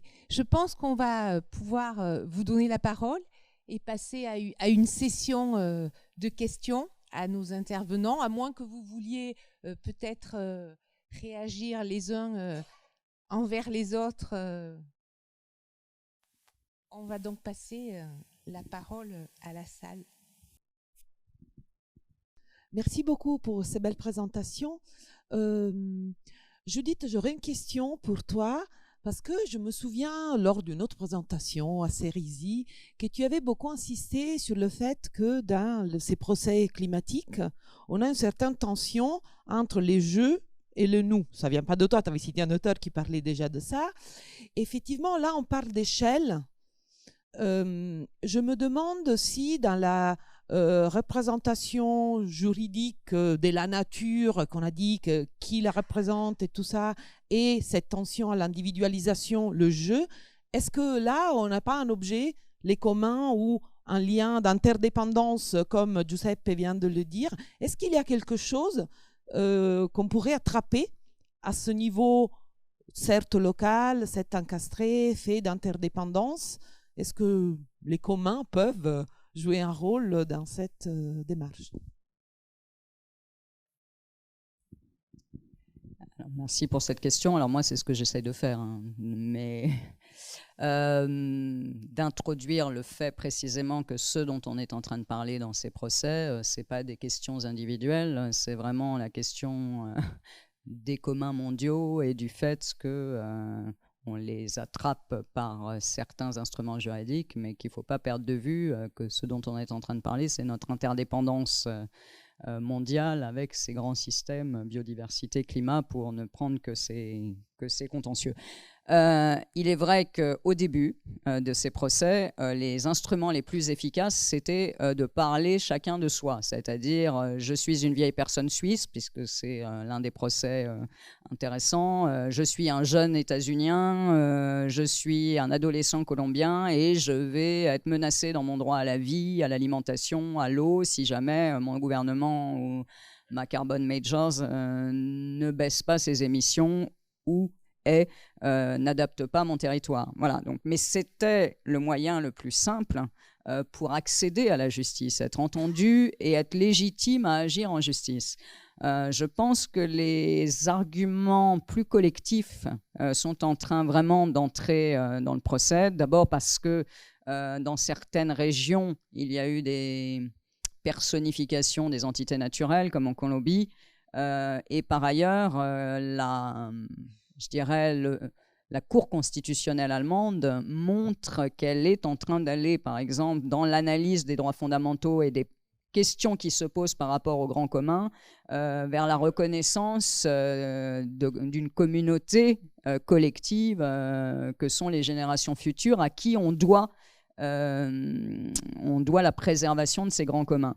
On peut avoir plein d'appréciations de cette figure complètement fantasmée des générations futures qui, en plus, à mon sens, pour avoir beaucoup travaillé sur la question au Conseil constitutionnel qui se demandait ce qu'il allait en faire, par exemple, qui est en plus un peu dépassée parce que ce sont nos générations qui sont en train d'affronter le problème. Voilà, donc le futur, c'est maintenant. Mais cette projection Et cette reconnaissance d'un devoir envers une communauté future, c'est très nouveau par rapport aux arguments de départ qui étaient beaucoup plus individualistes, parce que, je le répète, ça ouvrait la porte des prétoires. Ne peuvent agir que ceux qui se sentent directement menacés dans leurs droits fondamentaux. C'est facile, entre guillemets, à présenter à un juge. C'est plus facile que de dire je défends un grand commun mondial, parce que là, on ne sait pas qui est légitime à le faire. Au moins en France, il y a des États où c'est plus facile parce qu'on reconnaît par exemple l'intérêt diffus à agir en défense d'un écosystème dans les pays latino-américains par exemple. Voilà. Donc on a diverses stratégies, mais je pense qu'on a quand même des évolutions vers cette reconnaissance de communautés diffuses et que ce qu'on est en train de défendre, ce sont des intérêts communs. Merci.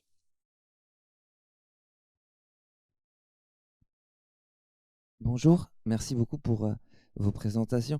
Ma question porte sur le lien entre les communs et la gouvernance des entreprises. Est-ce qu'Ostrom, elle n'a pas permis d'introduire un principe de gouvernance démocratique qui est applicable, au-delà des communs, à toute organisation, administration et publique et entreprise comprises, contrairement à Williamson qui justifie l'autoritarisme des entreprises, la mise en place d'institutions instrumentales? Ostrom s'oppose vraiment directement à elle quand elle reçoit son prix Nobel. Elle défend des incitations processuelles pour faire ressortir finalement ce qu'il y a de meilleur chez les humains. Appliqué à l'entreprise, cette réflexion, est-ce que c'est pas donc ce principe démocratique appliqué à l'entreprise, pardon, est-ce que c'est pas faire rentrer les citoyens, les ONG, les parties prenantes au sein de la gouvernance de l'entreprise?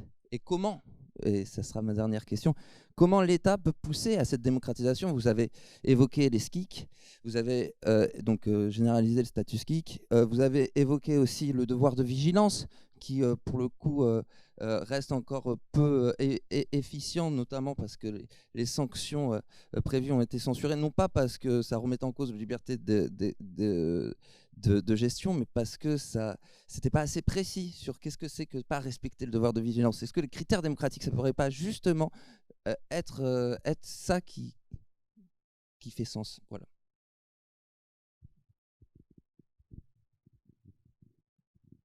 On va prendre peut-être plusieurs questions. Oui, bonjour, merci beaucoup pour tous ces éléments.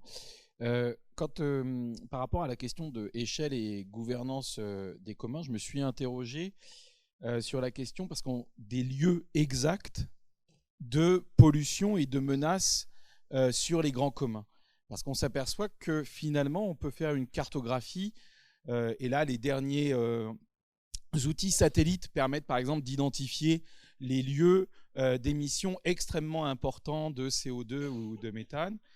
Et donc, quand on a une réflexion qui est justement sur les intérêts diffus, est-ce que ça n'écarte pas aussi la question des combats extrêmement localisés sur des lieux d'abus et de destruction? Parce que dans la gestion des petits communs, on a justement une surveillance continue des lieux d'abus, en fait, et qui amène à des confrontations extrêmement violentes et on n'est pas très loin ici, on voit bien l'abus de pouvoir de l'autorité publique sur un commun qui se trouve à Aubervilliers, à quelques pas, et donc on a des fronts qui s'ouvrent.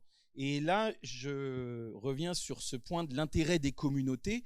En fait, concrètement, on a des lieux d'abus qui menacent ensuite l'ensemble des équilibres, et est-ce qu'on ne peut pas penser justement à une focalisation sur ces lieux d'abus qui amènerait à des fronts extrêmement précis et qui aurait peut-être un impact plus rapide que des grandes incitations qui sont voilà.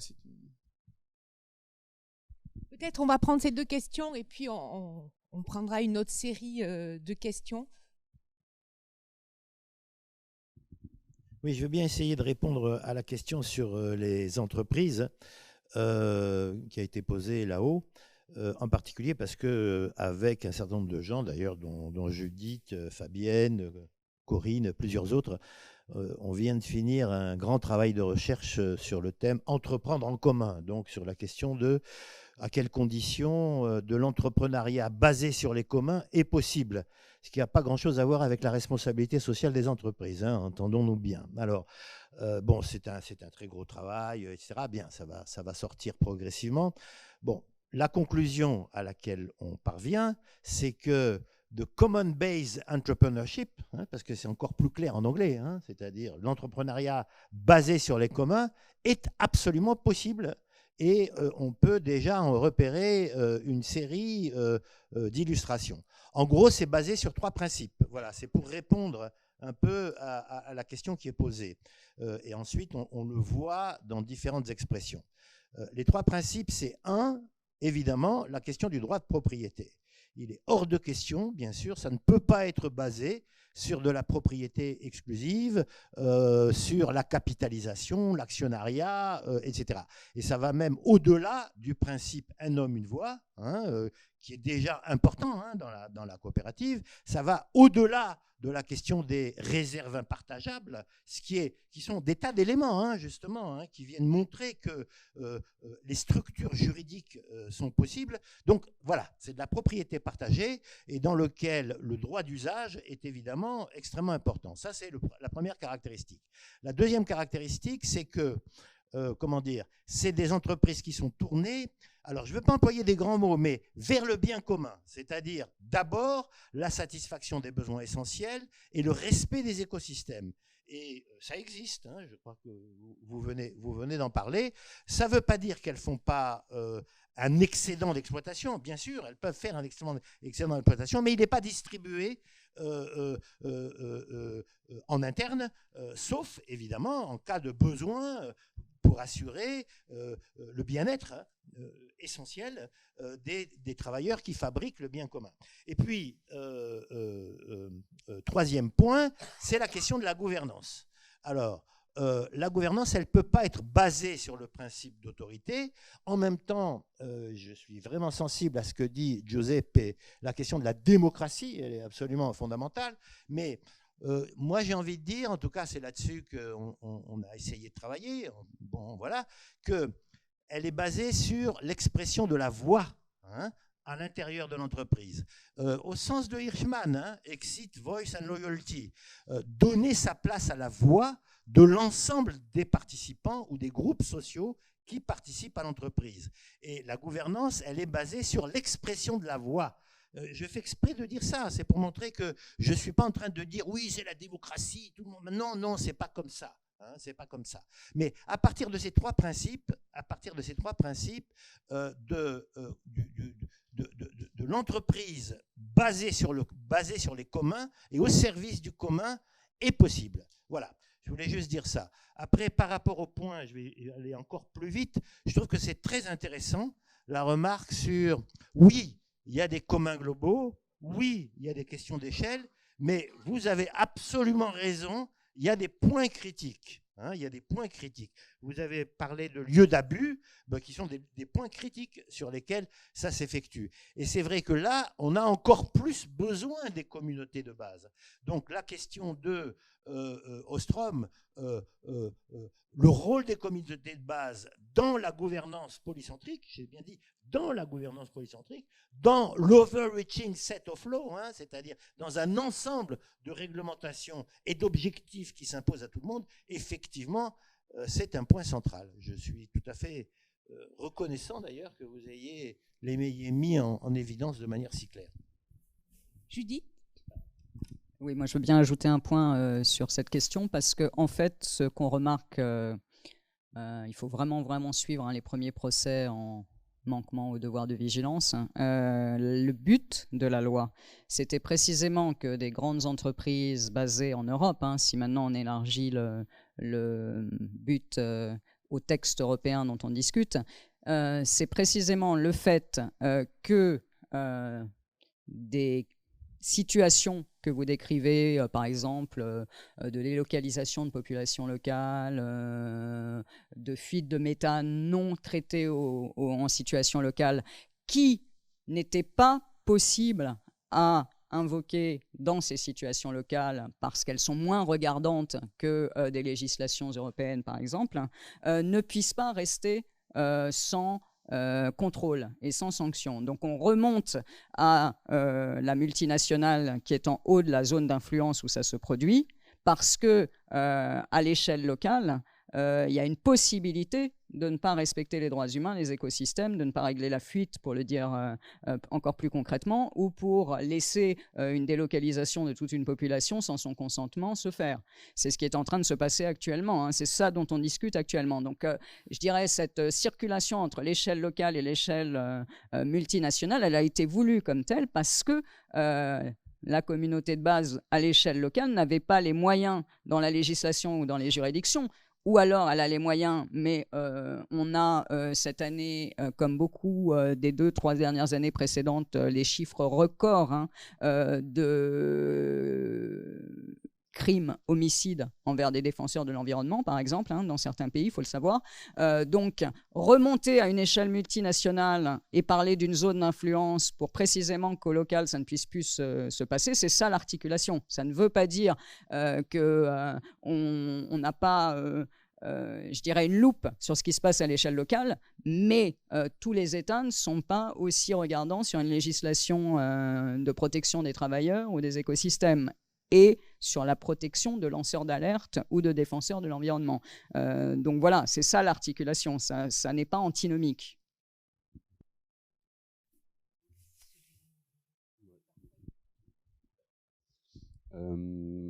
Oui, alors là, nous, justement, on est en train de travailler sur un regroupement d'initiatives citoyennes, mais aussi à destination des collectivités qui veulent s'emparer du sujet. Donc on fait un travail de création de fiches et qu'on met en commun. On travaille aussi à destination des collectifs qui se mobilisent, notamment là par exemple on a un citoyen de la Convention qui fait partie maintenant d'un collectif qui essaye de donner une existence juridique au Rhône. Donc on voit un petit peu comment il travaille, comment il évolue autour de ce projet-là pour pouvoir nous mettre ensuite à disposition l'avancée de ce projet-là. Que ce soit positif ou négatif, qu'on ait aussi une notion des freins qu'ils ont pu rencontrer avec ce collectif pour faire avancer ce statut-là.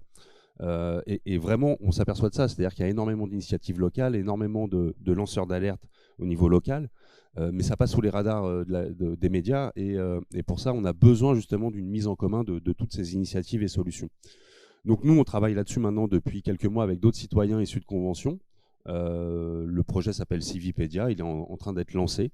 On a l'appui d'énormément d'acteurs, ce qui est assez. On s'aperçoit justement qu'il y a un manque là-dessus et qu'il y a pas mal d'acteurs, que ce soit des entreprises dédiées à la participation citoyenne ou que ce soit même la Convention d'entreprise pour le climat qui nous soutient aussi dans la démarche. Et donc, voilà, si on arrive justement à créer ces communs et à faire en sorte que les gens puissent s'emparer des sujets, que ce soit les collectivités, les entreprises ou les collectifs, eh ben, on arrive quand même déjà à faire monter en puissance un petit peu toutes ces solutions et à leur donner du poids. Donc il y a tout intérêt à faire ce genre de projet. Concernant oui, il y a aussi quand même une certaine hypocrisie. Quand on voit par exemple la gestion de l'eau potable où on a fait remonter les taux de tolérance pour que l'eau reste potable, on s'aperçoit bien qu'il y a quand même un truc un petit peu particulier. Un exemple encore un peu plus concret, moi j'habite en Seine-et-Marne, donc pour résumer un petit peu violemment, c'est la poubelle du Grand Paris. On récupère plus de 50% des déchets du Grand Paris. Ils se sont aperçus que les deux plus gros points de traitement d'eau sont situés juste à côté de décharges qui accueillent les déchets du Grand Paris, qui contiennent énormément de pyrite. Donc là, on est sur 500 000 personnes à peu près qui potentiellement vont avoir de l'eau qui coule dans leur robinet plus que polluée. Tout ça, ça passe sous silence. Tout ça, c'est... personne n'en parle. Donc il a fallu interpeller la députée qui essaye tant bien que mal de se battre pour se faire entendre, mais clairement, elle est un peu seule au monde. Maintenant, effectivement, si on se dit, ce problème-là, il est peut-être aussi ailleurs, donc on va aller chercher le problème ailleurs et puis on va essayer de réfléchir ensemble à des solutions. Peut-être qu'on a la possibilité de faire remonter les choses et de se faire entendre. Mais effectivement, après, on va se retrouver avec des gens qui vont lancer des alarmes, qui vont sortir... qui vont bouger, qui vont se remuer, mais ça va créer énormément de tensions et on va se retrouver effectivement dans des situations assez conflictuelles. Donc, il va falloir trouver un équilibre entre faire remonter les informations, trouver des solutions et interpeller les acteurs publics parce que là, oui, ce genre de problématique est en train de se renouveler de plus en plus sur nos territoires. et ça va aller de pire en pire. Au vu d'énormément de soucis, que ce soit climatique. Ensuite, on peut ajouter l'artificialisation des sols qui déclenche énormément de choses. Les politiques publiques ont un rôle dans cette artificialisation des sols qui continue. Je travaille aussi à échelle locale. Je suis agent dans une petite ville de 10 000 habitants, donc je vois bien entre l'expérience de la Convention citoyenne climat et mon boulot au quotidien que oui, là on est quand même sur... Il y a deux mondes politiques, hein, clairement. Quand on est à échelle locale, on doit porter énormément de problématiques auxquelles on ne peut apporter aucune solution. Donc l'intérêt aussi de la participation citoyenne, c'est d'arriver à faire en sorte que les citoyens comprennent les difficultés des élus locaux pour qu'ils puissent se mettre ensemble et faire un travail de co-construction, mais aussi de co-défense, on va dire, pour faire remonter les problématiques et donner un peu plus de pouvoir aux collectivités locales pour qu'elles puissent enfin s'emparer des sujets et faire en fait leur boulot, quoi. Merci.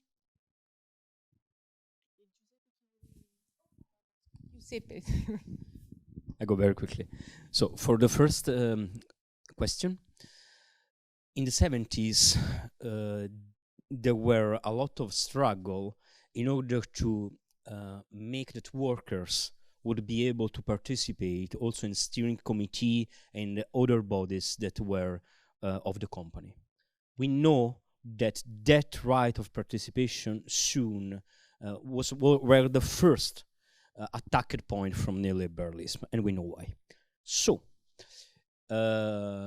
if we imagine also to an enterprise, in this sense as a quite interdependent resource, because when Elon Musk by Twitter and 2 days after fire thousands of people and 4 days after realized that he cannot do that because with that fire Twitter doesn't function, he remembered to us that a company is never only of the owner.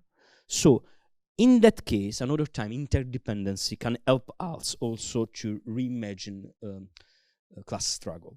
Another point that to your question arises now regarding how we can connect local struggle, claim, and support them globally. I think here is another time the solution of a different way to imagine to the scale and reproducibility using the legal.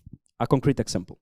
When you were speaking about, before Judith, this important struggle in order to the compensation, you remind to me the Salvador Allende clause. In 1973, before the coup d'etat, he and the jurists with him proposed a sort kind of balanced compensation for the expropriation of the copper industries. Exactly says, all right, we will give you the compensation, but we will use and count all the illegal exploitation that you had during the years. So if we are imagining to use the legal, we are also in different centuries, different years, so it's diachronic and synchronic. We can imagine to connect different struggle and to be useful to different struggle. When we go around with Maria Francesca, Anna Sofia, Margherita, that are here, and our other researcher that study urban commons in Naples over, one important issue is try to be useful for communities that are in troubles. And the legal is something that can help you in that scale and reproducibility. And just the last one, yes, the point is crucial. And here we should imagine us with the interdependency a sort of right to intervene in urban compounds, for example. If we are imagining that real estate that are public are going to be sold, all right, maybe people can be involved in the decision. And we have many tools, consultative referendum, other kind of borders. It's always the point to involve this kind of decision in something that is concrete. Because if we don't do that, it's democracy is beautiful and it's nothing. Merci. Merci beaucoup. Moi, j'ai plusieurs questions, mais il y a des questions des sujets qui m'interpellent. C'est effectivement la question de l'échelle et de la participation citoyenne. On a beaucoup parlé, effectivement, on parle beaucoup en fait de la question des questions écologiques, qu'elles soient de manière générale environnementale, de la biodiversité ou du changement climatique. Et on a beaucoup parlé des procès en changement climatique, et effectivement, c'est aujourd'hui crucial, et tu le rappelais bien, Judith, que ces procès ne pourraient avoir de poids que s'ils étaient eux-mêmes englobés dans une participation citoyenne ou avec une dimension d'échelle internationale. Or, Benjamin, tu mets en parallèle le dernier procès qui vient d'être intenté contre l'État pour carence fautive de l'État à l'initiative de collectifs de soignants et de collectifs de personnes malades. Or, on voit bien que le problème est qu'il n'y a ce procès, enfin en tout cas cette prétention ne s'inscrit pas dans une participation citoyenne bien plus globale, ne s'inscrit pas dans une espèce d'échelle qui permettrait de faire monter en puissance cette problématique-là. Donc ça pose quoi comme question de mon point de vue? La question de la participation citoyenne est énormément liée à la question de ce que les personnes vivent et la question de l'expérience en personnelle. La question du climat est tout à fait significative dans ce sens-là.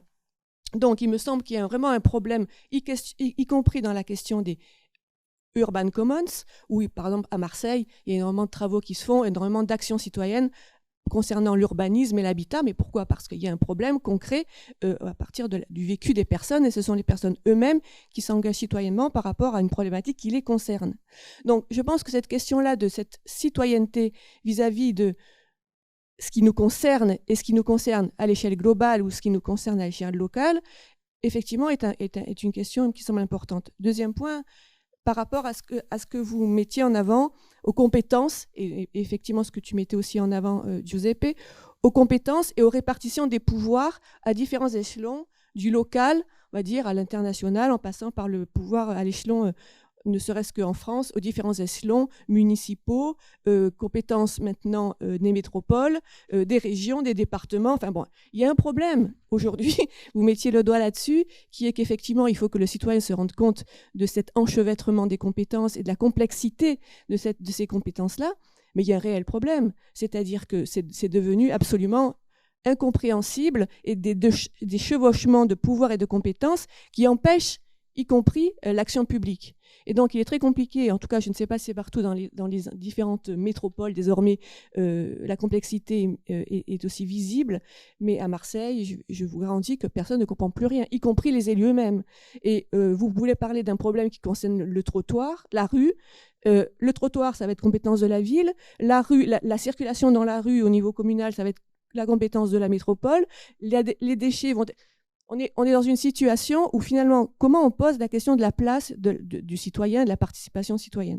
Dernier point, si la Convention citoyenne a été remarquable et continue son chemin, malgré le fait qu'il y ait eu des déceptions, si on peut dire, sur le plan gouvernemental, il me semble qu'il y a une Convention citoyenne qui vient d'être mise en place sur la question de la fin de vie. Eh bien, il me semble qu'on n'est vraiment pas dans le même rapport citoyen aujourd'hui. Qui parle aujourd'hui, où ce sujet-là est en train de prendre forme alors que c'est un sujet crucial. Merci Fabienne, je vais prendre la question là-haut et puis je vous donne la parole. Merci beaucoup. Merci pour cet échange. Moi, je retiens en particulier la nécessité de définir, si possible, un cadre légal et sinon pour des objectifs communs pour organiser le travail des commoneurs dans une approche polycentrique. Et je reviens là-dessus parce que j'ai déjà hier évoqué ma préoccupation pour la montée des mouvements xénophobes et du refus de l'accueil des étrangers. Et je me demande si, dans le cadre qu'on doit défendre au niveau national, international, le principe de non-discrimination doit être plus appuyé encore. Non seulement de non-discrimination qui peut exister dans les principes de service public, mais aller plus loin et parler de non-discrimination d'accès à la participation, non-discrimination dans l'accès aux communs, non-discrimination en fonction de la nationalité, c'est-à-dire aller plus loin justement que les discriminations que peut faire le droit national en discriminant des étrangers. Je fais référence aux travaux, à l'excellent livre sur les communs et la liberté de Catherine Colliot-Hélène, qui parle de ces enjeux d'exclusion dans le droit national et aussi qui peut être posée dans la question des communs. Et je pense que quand on voit la force aujourd'hui d'organisation des mouvements xénophobes et qu'ils arrivent à prendre le pouvoir, je me demande si ce n'est pas aujourd'hui une priorité politique pour ceux qui défendent les communs de défendre aussi cet accès, cette non-discrimination par rapport pour les étrangers, quelle que soit la nationalité.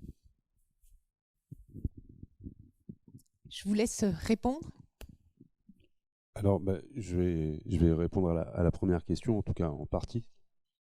Alors, la participation citoyenne. Alors, je reviens sur la convention fin de vie. Il se trouve en plus de ça que moi j'ai accepté de rejoindre le comité de gouvernance de cette convention fin de vie. Moi, ce que j'y vois, et c'est essentiellement l'intérêt justement, c'est le développement de la participation citoyenne. On est en train de soulever de véritables sujets autour de cette participation citoyenne, comme la reconnaissance professionnelle des citoyens impliqués, un statut de citoyen délibérateur qui permettrait aux citoyens de s'engager réellement sans être un employé. C'est parfois compliqué pour un salarié de se libérer des week-ends pour pouvoir travailler sur ces sujets. Il faut qu'il puisse, comme un juré d'assises, être libéré d'office sur ce type de projet. Sur la rémunération aussi de ces citoyens. On ne peut pas demander à ces citoyens de s'engager comme ça de manière bénévole. Il faut qu'il y ait un minimum. Il ne faut pas non plus que ce soit un salaire complet, mais il faut que ça puisse quand même être un défraiement assez intéressant. Et toutes les conditions qui vont autour pour que tous les citoyens puissent être représentés et toutes les catégories puissent être représentées. Donc il y a tout un travail qui est en train d'être fait avec le CESE, qui a pour l'instant, en tout cas, la volonté de développer tout ça. Et cette convention a ce double objectif. Évidemment, traiter du sujet de la fin de vie. Et l'autre objectif, c'est assurer le développement de la participation citoyenne et développer les éléments qui vont permettre de la construire. Moi, ce que j'aimerais, c'est surtout que ce qui se décidera à échelle nationale puisse se décliner à échelle locale et que ces statuts de citoyens délibérateurs puissent être mis aussi à la disposition des collectivités qui s'engagent localement. En gros, oui, voilà. Donc sur la participation citoyenne et le développement, je pense que cette convention fin de vie est assez intéressante. Le sujet, évidemment, est prenant. Et concernant justement le sujet, et là, en gros, le débat qu'on a actuellement au sein du comité de gouvernance, c'est de se dire, OK, les citoyens vont réfléchir sur l'évolution de la loi existante, mais il y a tout un champ qui va sortir de là. Les conditions de travail des soignants vont être évidemment abordées. Ça ne peut pas être autrement. Les déserts médicaux vont être abordés. On a forcé pour qu'il y ait les ultramarins qui soient représentés, puisqu'on sait très bien que d'un territoire à un autre, les soins palliatifs ne sont pas présents partout. Tout court, oui, aussi. Il y a l'aspect spirituel aussi qui rentre en compte. Bref, il y a tellement de sujets qui vont arriver aussi sur la table qu'évidemment, ça ne va pas s'arrêter uniquement au traitement du texte de loi et faire une proposition comme ça. La grosse différence qu'il y a avec cette convention quand même, c'est que évidemment, il n'y a pas de sans filtre cette fois.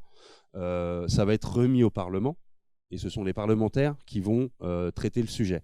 Mais il va y avoir des échanges et des navettes entre l'Assemblée nationale, la présidente de l'Assemblée et les citoyens pour justement construire ce projet-là et que, un peu comme je l'ai vécu à Est Ensemble, le projet soit suffisamment abouti et travailler en amont avec les parlementaires, chose que nous n'avons pas pu faire, pour qu'on arrive à une espèce de consensus autour de la question et que les citoyens puissent vraiment discuter de leur projet en amont de la prise de décision.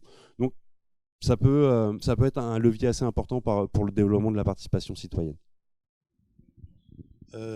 Non, juste, moi, ma remarque, c'est pour dire que ce que disait Giuseppe, la démocratie, c'est pas donné, ça s'apprend tous les jours. Hein, bon. Et bon, tous ceux qui sont engagés dans des luttes ou dans des activités citoyennes le vérifient sans arrêt. Hein, bon, voilà. Je pense que c'est valable aussi pour la gouvernance polycentrique. Elle n'est pas donnée, elle est à fabriquer. Alors, ce que tu dis, Fabienne, me convainc de ça, encore davantage, si je peux dire, parce que tu pointes le fait, tout à fait justement, hein, que dans le cas j'ai envie de dire, du transfert de la philosophie de l'affaire de tous, du climat vers la santé, tu pointes le fait que c'est encore l'action de collectifs plutôt professionnels, hein, et en particulier, comment? Oui, bon, oui, non, mais ça ne change pas grand-chose. C'est-à-dire que ce que je veux dire, enfin le point que je veux faire, c'est que c'est ça la gouvernance polycentrique. J'ai insisté, je crois, dans ma première intervention, pour dire que les collectifs apprennent les uns des autres. Voilà. Et donc, comment dire, il y a deux choses. Premièrement, ils apprennent les uns des autres, ça c'est fondamental. Et donc, il y a un peu des transferts de pratiques, des transferts d'intelligence, des transferts de savoir-faire. Et en plus, ce n'est pas polycentrique pour rien. C'est-à-dire que, oui, bien entendu, des collectifs qui appartiennent à des collectivités locales, à de l'administration, etc., ou à des entités ou à des agences, font partie de la gouvernance polycentrique, bien entendu, au même titre que les citoyens. Voilà, c'est pour dire que, et ça répond en partie, c'est pas du tout une réponse, c'est un commentaire, aussi à ta deuxième remarque, à savoir la rue dépend de la ville, mais les trottoirs de la région. So what, hein, je veux dire, la gouvernance polycentrique, c'est pas que le problème n'existe pas, bien sûr, hein, mais la gouvernance polycentrique, justement, ce qu'elle devrait être capable de faire si elle est bien conduite, c'est de montrer un peu l'absurdité de ces cloisonnements et de trouver les processus qui font que de la décision peut quand même être prise, en dépit du fait que, pour le moment, la répartition, les millefeuilles administratifs, etc., font que c'est bloqué. Voilà. Donc, moi, je retire de ces remarques et de cette discussion encore plus de conviction que ça passe par de la gouvernance polycentrique et qu'il faut arrêter de rêver sur le fait que avec de l'action sur l'État, on va y arriver, quoi. C'est sûr que non. C'est sûr que non. C'est une des composantes de ce qu'on est en train d'essayer de mettre en place. Les deux dernières questions, et il faudra conclure. Je crois qu'il y en avait une là et là. Hein, je n'ai pas oublié, c'est juste pour ne pas trop perdre de temps dans les déplacements. Allez, on va essayer d'être court. Merci beaucoup pour ces échanges très intéressants. Moi, alors, là, vous avez déjà un peu répondu à la question sur comment on peut prôner la participation citoyenne et la démocratie, parce qu'on voit que c'est un levier de gouvernance que vous avez quasiment tous évoqué. Et c'est vrai que moi, des fois, je m'interroge parce qu'on voit de manière très locale quand on met en place dans les structures associatives, dans certains lieux de participation, on a quand même le plus gros participant, c'est la chaise vide. Donc aussi, il y a la question des leviers de motivation pour faire participer les gens et les citoyens, hors les grandes conventions qui ont été exprimées, mais vraiment dans la vie un peu de tous les jours. Et l'autre question, très rapidement, vous avez évoqué la notion d'accès de préservation, un peu comme vraiment les deux objectifs qu'on doit avoir vis-à-vis de la notion de commun. Souvent, quand on parle de préservation, ce qui arrive derrière, c'est qu'on va préserver par la valorisation. Et d'ailleurs, avec la notion d'identité juridique du Rhône qui vient d'être exprimée, en fait, on fait une valorisation de la nature et du bien commun. Du coup, quand on est dans la valorisation, souvent, on est dans la capitalisation. Et du coup, quand on est dans la capitalisation, on rentre dans un des dangers que vous avez exprimés. Donc, moi j'ai une question là-dessus sur au final comment on peut préserver peut-être sans capitaliser et sans aussi donner une valeur pécuniaire ou une valeur financière à la préservation. Merci beaucoup. Ça marche là ? Oui. Sur la question des échelles, cette question de en même temps l'intérêt de s'institutionnaliser, de se structurer, et en même temps cette difficulté d'être en lien avec l'État et du coup du fait que l'État peut aussi faire du social greenwashing administratif, peut-être qu'on peut le dire comme ça. Donc moi j'avais un peu ce premier paradoxe de dire finalement comment on fait pour être dans cet entre-deux et dans cet interstice. Et la question en parallèle, c'est aussi le lien entre commun et partenariat. On parle de commun, pour moi ça réfère aussi à cette question de l'action collective et de la vie en écosystème complet. On a parlé des parties prenantes et en même temps on évoque des partenariats avec l'État, des partenariats avec les entreprises, comme si on était des entités fermées qu'on n'ouvrait pas en fait.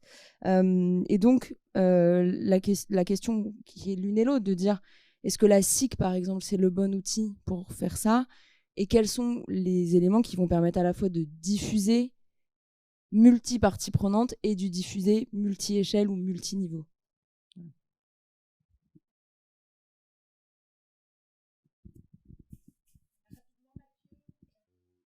Donc, sur les leviers de la participation citoyenne, comment impliquer les gens?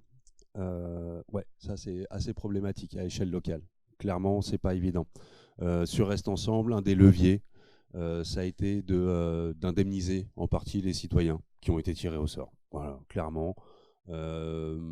Très sincèrement, on estime que c'est aux alentours de 40% des participants qui ont été vraiment motivés par cet argument. Mais l'investissement qu'ils ont eu par la suite allait bien au-delà de cette indemnité.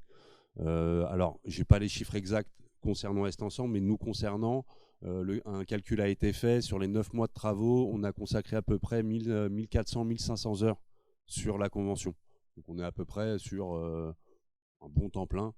Donc bien évidemment, au bout d'un moment, quand on est pris au jeu, on s'arrête pas et on continue les travaux. Et la preuve, encore maintenant, 3 ans après, je suis encore là, j'ai été garant là, voilà, bénévolement. Oui, oui. C'est moi, je refuse. Pour moi, c'est un service après-vente en fait qu'on fait. C'est un devoir citoyen en fait. Cette notion de service public, mais en tout cas, moi, c'est la base et c'est quelque chose qui m'interpelle. Et je m'aperçois que les autres collègues de la Convention, puisqu'on est encore régulièrement en contact, interviennent toujours, que ce soit dans les tiers-lieux, puisqu'on a organisé la tournée des tiers-lieux, l'objectif étant justement de faire redescendre nos propositions sur les territoires. On organise donc la Convention d'entreprise pour le climat, Civipédia, on a des garants à la Convention de Grenoble. Enfin, voilà, à échelle locale, on continue de travailler là-dessus. Donc, voilà, le tout, c'est effectivement de réussir à donner l'appétit aux gens. La catégorie la plus compliquée à attraper au vol, c'est les non-diplômés.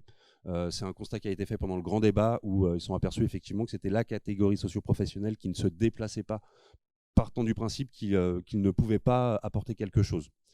Et moi, c'est aussi une des raisons pour laquelle je continue de participer à ce genre d'événements. Je rentre dans cette catégorie des gens non diplômés. Et quand je parlais aux citoyens d'Est Ensemble, je leur rappelais ma condition, d'où je venais, pour leur dire, mais vous voyez, je suis avec vous là, mais en vrai, je suis vraiment comme vous. J'ai pas de diplôme. Et je suis arrivé à la Convention nationale en me disant, qu'est-ce que je vais faire, qu'est-ce que je vais pouvoir apporter? Et au final, justement, non, en fait, c'est ultra important d'avoir des gens non diplômés, parce que je pense qu'il n'y a pas un ouvrier non qualifié à 6 h du matin qui est représenté à l'Assemblée nationale, qui est représenté même dans les instances locales, et qu'il n'y a que lui qui peut apporter son expérience et son retour d'expérience pour faire avancer les gens qu'il peut représenter.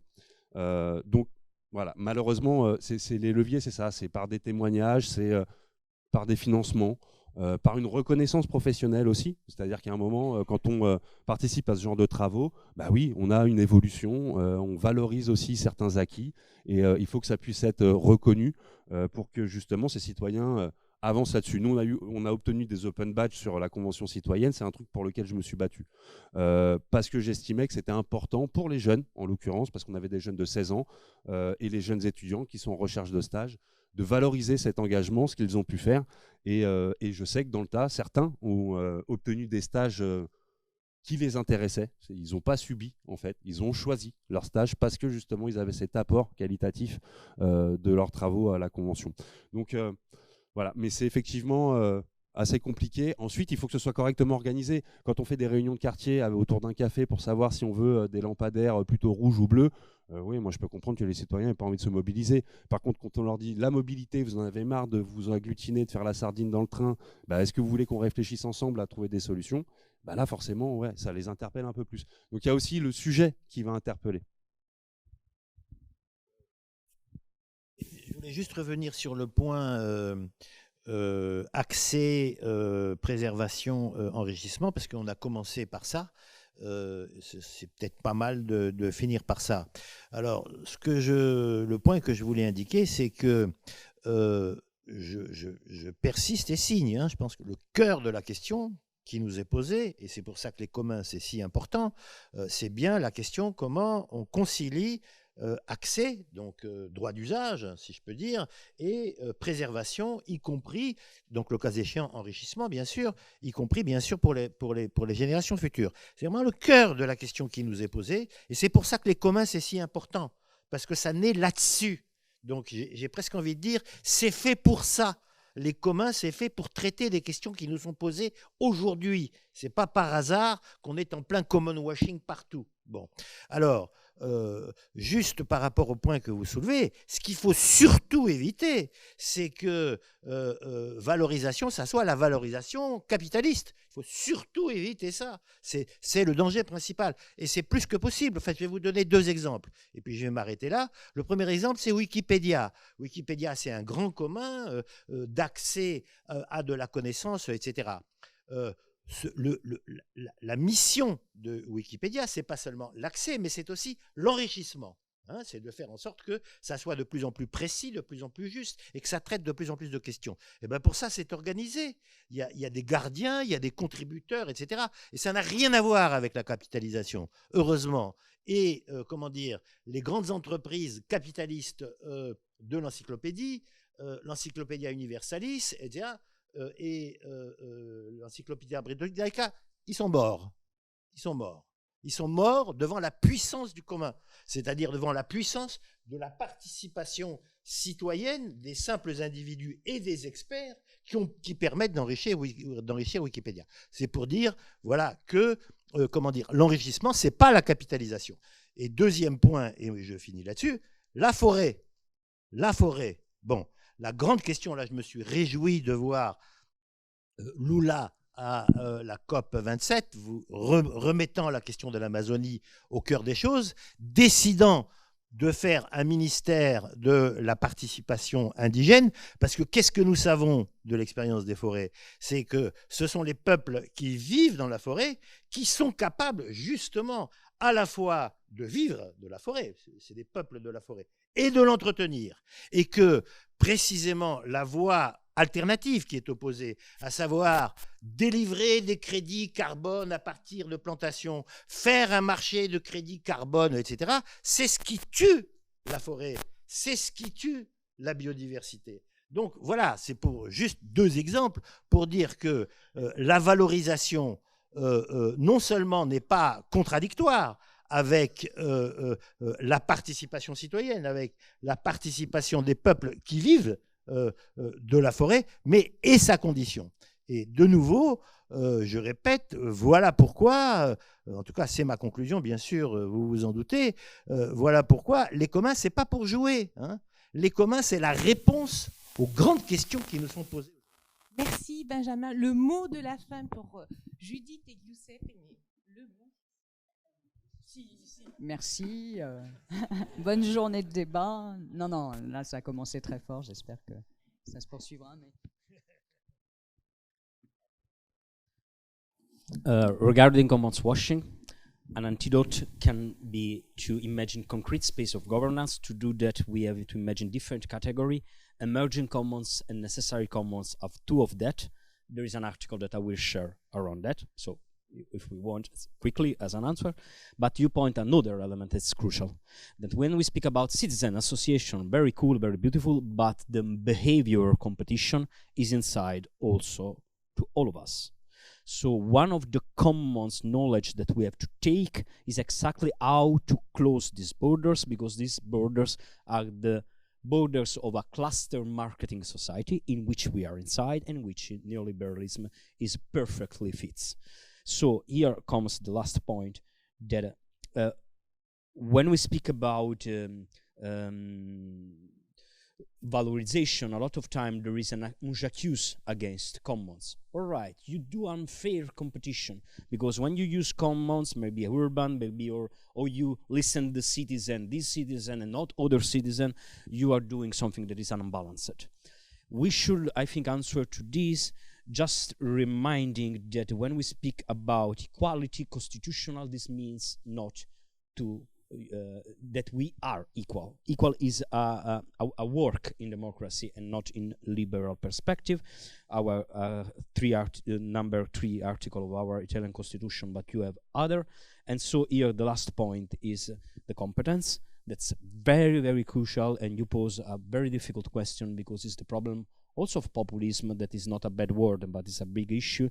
So just to answer that, we can start saying that the neoliberal hegemony founded to the idea that competence is only an answer on technique. We have other answer of techniques. So even in the experiment that you make, the solution is not only to listen, as Habermas suggests, the technician, but to have different kind of technician, because the technique is politic, and a lot of time we miss that point. Merci beaucoup. Je crois qu'on peut tous vous applaudir pour la richesse de vos interventions.